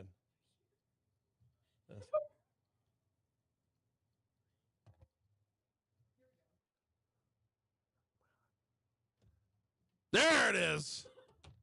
I still want, like, that song, it sounds like it would be a great bumper coming in, and it's like a year and a half before it really kicks in. 8 seconds till your money now. Not really. We got a minute. I'll fast forward it. No, all good. 838 Talk 107.3 FM, WBRP. We've been talking on and off about the efforts Louisiana is offering up in Florida to help with search and rescue right now, recovery, rebuilding as things wear on in the wake of Hurricane Ian. And we're gonna get back to that in a minute. We gotta touch on what happened last night, Monday Night Football. Before we do that, though, I want to remind you about the folks over at Mathern's Market. You know where to find them, downtown on 3rd Street. Very underrated salad bar. If you need a lunch to go in downtown Baton Rouge, walk in, walk out. I mean, boom, they're right there in between 3rd and 4th Street. The parking lot's on the 4th Street side. The walk-in entrance, well, they got walk-in on both sides, obviously, but Mathern's has been here for you. They're a downtown staple for some time now. Now, they're also over on campus in the Nicholson Gateway Shopping Center that puts them directly across the street from Tiger Stadium. Come Saturday, when LSU's taking on the Vols at 11 o'clock in the morning, if you need a place to stop off before or after the game. Look, an 11 a.m. kickoff often means post-game tailgating. So if you're not fully stocked for before and after the game, swing on by Mathern's after the game, and you can reload right there for your pre- and post-game tailgating. Of course, they are a full-service grocery store every other day of the week as well. They are Mathern's. They're on campus, not just for students, though. All right, last night, Monday Night Football, if you were watching it, I wasn't watching it. I was actually in a meeting at the time and heard about the radio call afterwards. Apparently, at somewhere just before 8:30 p.m., some dude ran out on the field. Now, Westwood One's Kevin Harlan. He does play-by-play for the Monday Night Football games. He has had a growing reputation of doing play-by-play calls when things like this happen, and he is phenomenal. It's a lot like when reporters now ask Mike Leach for his breakdown on how to propose to your girlfriend, or if all the mascots of the Pac-12 were to do battle, who would win? Those Mike Leach rants that just start from nowhere and organically grow into something brilliant. Kevin Harlan is that level of genius when it comes to the call. Now, I hope I'm not hyping this up too much because, honestly, I've only heard a piece of it. But last night during the San Francisco 49ers Los Angeles Rams game, right here on Talk 107.3, when a guy ran onto the field, you heard this call. Here comes a stoppage in play because someone has run on the field with a smoke bomb that is pink, and he's running up the sideline. Now a couple of Rams come over there and make the tackle. Head first into the player who has taken the field, and he's in a cloud of pink smoke, so you can't see him. And now on him are a couple of security guards. Kevin, I think this is becoming a thing. We got the pink smoke coming again. This is one of those gender reveals. Somebody at home's having a girl. Now, well, I thought maybe that the last one we saw was for some animal rights or something like that. Oh, yeah. I don't know. I just think, hey, you think about the way to reveal that you're having a girl. I'm going to run out on the field at the 49er game and get arrested just so I can let my honey at home know we're having a girl. That guy is headed to the slammer, and it will not be a good night. And they take a look at him over there, and our clock is at 41 seconds to go. Everybody on their feet, and there is a murmur here. By the way, this was the scene. Here we're going to get the punt from the Rams. I mean, right back into it. And shout out to the color comment. I don't know who was on color last night, but shout out to the color commentator chiming in on cue, labeling it a gender reveal. Now, if you were watching it on TV, please bring me up to speed. I missed the game. I was at a function last night and could not watch the game. Actually had my phone put away for most of the evening, couldn't even follow it online. But when I had heard about that, I was like, there's no way we're not digging back in. Kevin Harlan is absolutely brilliant with that and delivered once again. So your Westwood One coverage of Monday night, Thursday night, and Sunday night football are right here on Talk 107.3 FM every single week. That's good. That was fun. Time to dial back in on more serious matters as the United Cajun Navy is continuing to aid Florida. What do we got? Alondra's laughing over there. Before we get it back serious again, I'm guessing. No, I'm sorry. I just found the video of the guy on the field. Okay, so you can see the pink? Yeah, you can see the pink, and the guy gets just like obliterated by one of the Rams players. So I'm wondering why that isn't more of a deterrent overall. You are going to get just spiked into the ground. The dude. Okay, I'm gonna pull it up for YouTube because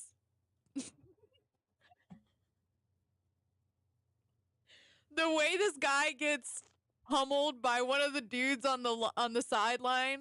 I don't know who the player is. Number 45 for the Rams. Okay, I'm pulling it up. But all right, we'll revisit it when we hit our break for Your Money Now in traffic. So if you're not on YouTube, well, you're going to miss out on that end of the content as we'll have further breakdown of the guy on the field last night. Let's get back into the more serious topic. And the United Cajun Navy continues to aid Floridians in the aftermath of Hurricane Ian. Brian Trasher, he's been a regular on this show. He says this is a slow process due to a number of, and you heard some of this on our news at the bottom of the hour, due to a number of highways and byways that are still fully underwater, damaged or just blocked by debris. Okay. Can you get it? Okay. The water has not subsided or receded yet following the storm surge that Hurricane Ian brought in. And that is making getting down to the impacted area, it's very difficult for trucks and other logistics vehicles. Pressure says they would like to have more supplies on the ground, but some areas still remain inaccessible. It's been a minute since we've had a Tampa hurricane or southwestern Florida hurricane, that, or at least not a major one. Pressure says that's allowed for even more construction with less oversight compared to other areas of the state. Building codes is on the East Coast or even in Louisiana, the northern Gulf Coast. You know, when you see the aerial photos, I'm seeing matchsticks strewn everywhere.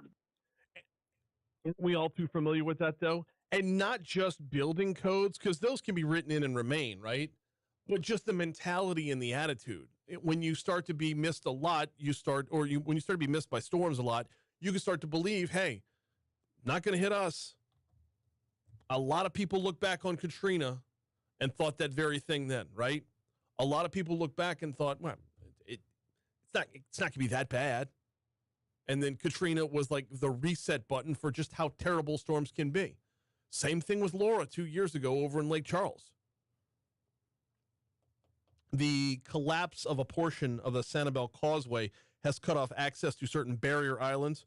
Trasher says they were finally able to make it to a Captiva Island, and while most residents have been evacuated, there are some who don't want to leave their homes. Hey, this is going to be one heck of a time for these people. This is going to be a minimum of a year before there's even a bridge out to these islands again, and it could be several years before they're inhabitable again.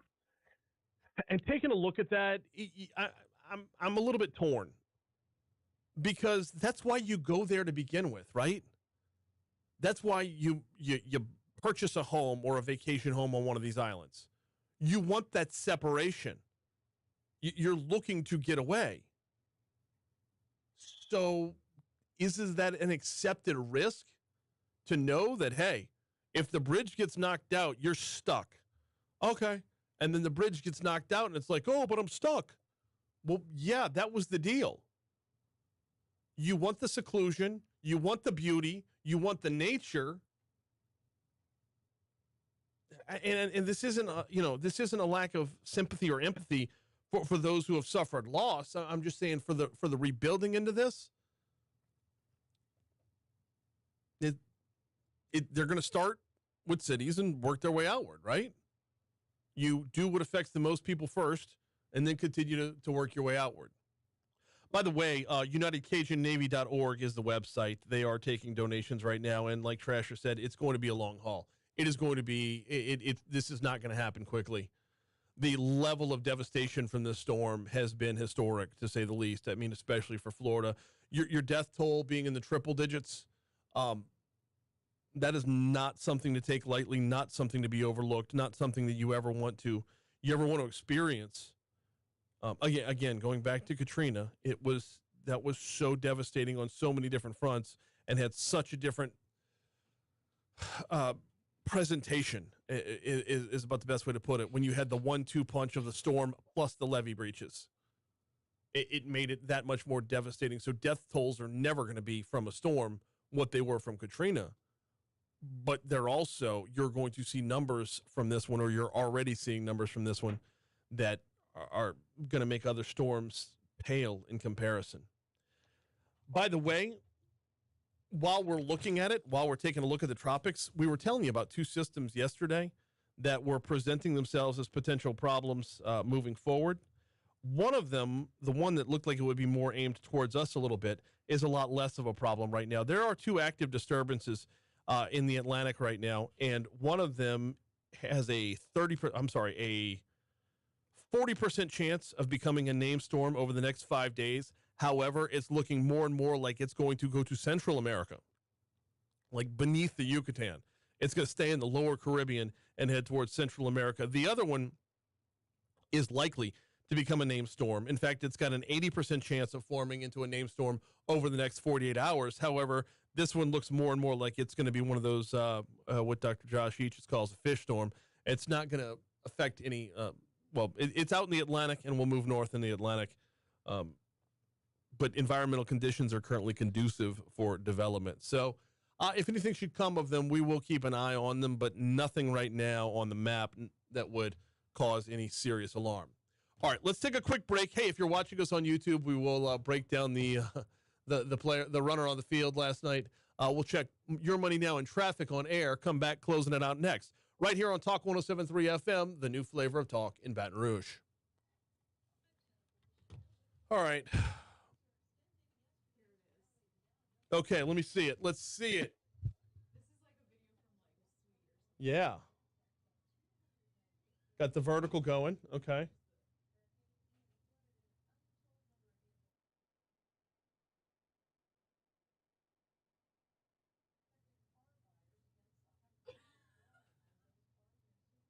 Wow. Why did he run back in? All right, give me a roster.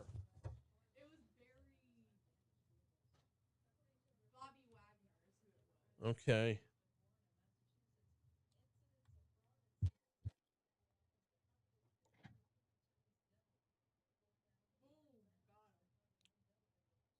See, that's the only thing missing is a big John Madden. Boom!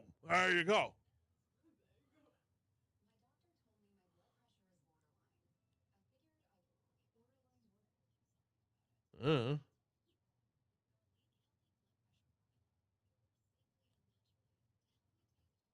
Wow. Okay, he got clipped by a veteran right here. Bobby Wagner, a second-round draft pick out of Utah State back in 2012. If y'all want to go see the video, Ted Buddy 8 on Twitter has it. Okay. So I'm glad to see Wagner get the tackle because he's only got 10 on the season so far. Yeah. Yeah. Does that count for your season statistics? Like so far this year, let's see, he got wait a minute now. No. He hit 10 last night. Oh, wow. Yeah, no. Okay. Yeah, Wagner had 10 tackles last night. I wonder if they're including that one. I don't think that one's included. Dang it. 7 solo, 3 assists. That one was an assist. Somebody helping him out a little bit. But what I'm wondering, though, is, like, the guy who got hit. So, I know there's no way that he can... Number 50 helped him out with an assist from number 50. I don't know who number 50 is. Well, let's see. I can find out who number 50 is real quick because they have the roster up here. I say I can find that out real quick. It doesn't list the roster numerically, only alphabetically. Roster. Oh, it's 53 guys. You keep getting these TikTok things come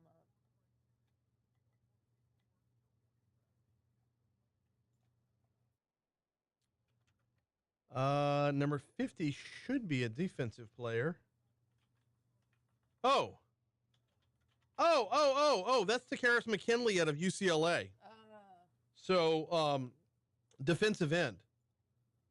So your dude got lit up. Mr. Pink, we'll call him. Calling on Reservoir Dogs. Mr. Pink got lit up by a linebacker and a defensive end. Takaris McKinley was a 2017 first-round draft pick. Originally in Atlanta. Picked by the Falcons. So good for him for getting out of there. But you would think... You would think having your bell rung like that, like there should be a zoom in on the guy when he gets hit. Do what?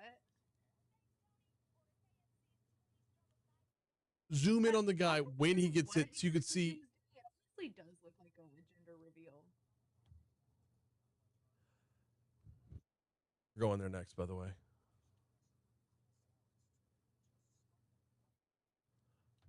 Oh, he's protesting a trial of 2 guys who stole pigs off a farm in Utah?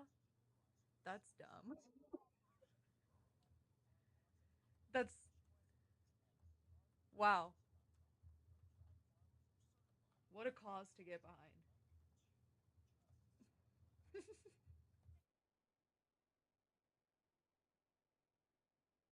All right. Athlon Sports says... Oh, they're activists. Like PETA people? Oh, okay.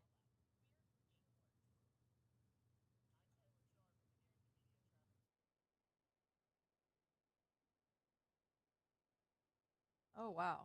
Okay, well, thank you so much for clearing that up for us. Because I really had... It honestly did look like a... You know, people do stuff like that. Oh, his shirt says something.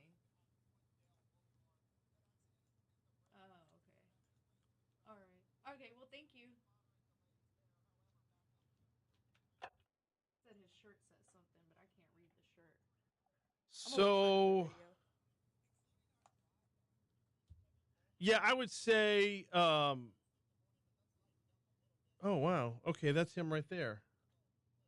Oh, you found the guy? Yeah, Bay Area residents Alex Taylor and Allison Flutie was also there, wearing RightToRescue.com t-shirts. Yeah, it looked like with the pink smoke, you would think it was a gender reveal, but you could give one look and know this guy's never been laid. Well, I thought it was like a breast cancer thing. But wait, what did you say when I picked up the phone and you said we're gonna do? Oh, talk about the like, why isn't there's a close-up picture of this guy once he got hit by Wagner. Was it Wagner? Yeah. Nothing. 8:55, Talk 107.3 FM, WBRP. Mornings with Brian Haldane rolling right along. So the guy who rushed the field last night was wearing a T-shirt supporting the cause or the reason that he rushed the field. Not going to share the website with you because there is no reason to promote said website. So just know that he got popped hard by a professional linebacker and defensive end, by a second-round and first-round draft pick. And he wasn't wearing pads. I mean, like that. You know, you could play the manly role and say, yeah, I could take an NFL hit if I'm wearing pads, sure.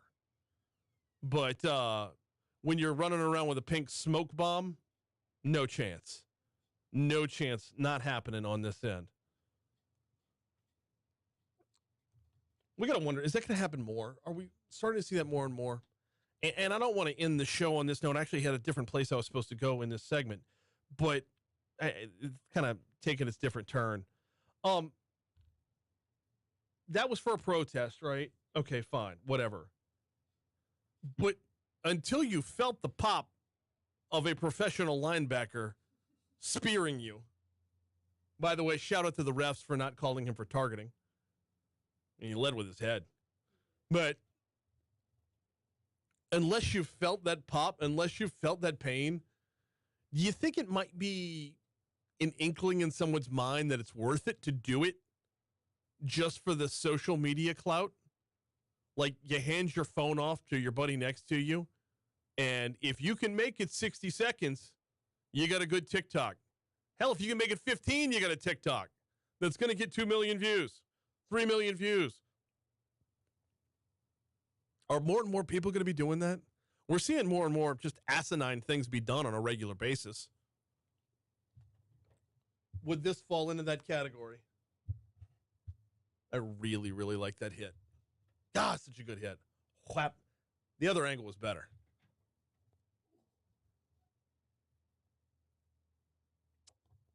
All right.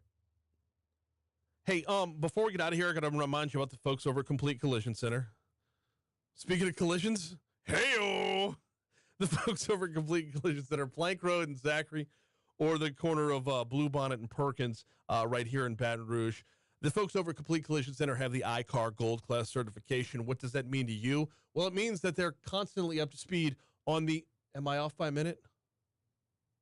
They're constantly up to speed on the latest training techniques, the latest technology, the knowledge of how to piece your car back together again, the way that it was built in the first place, should you find yourself in an accident. They're also certified by more than a dozen major car manufacturers, but that iCar Gold Class certification puts Complete Collision Center in the top 15% of body shops nationwide. Check them out online at CompleteCollision.com, CompleteCollision.com, or give them a call at 768-9898. Don't let who you choose to repair your vehicle be your second accident. Check out CompleteCollision.com. All right. We're just about done for that. We are done for the day. We're going to hand off to the Fox News Rundown, then the Brian Kilmeade Show, and then Dave Ramsey and Jada Cody will drive you home this afternoon. I can tell you on tomorrow's show, we are slated to have Congressman Garrett Graves.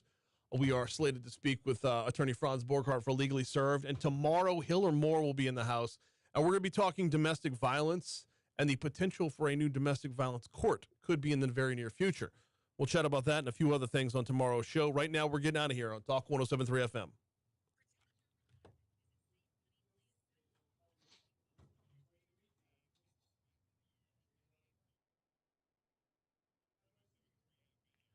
All right, YouTube. I have never gotten more text messages in one segment than that. The tackle? Yeah. Really? Yeah. What are they talking about?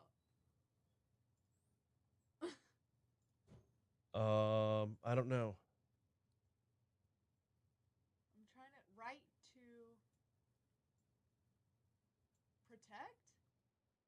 What does that shirt say?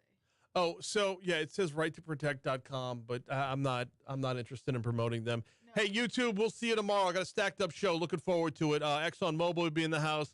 Congressman Graves, Hill, and more. I'm waiting on one more confirmation before we're done, though. We'll see you then.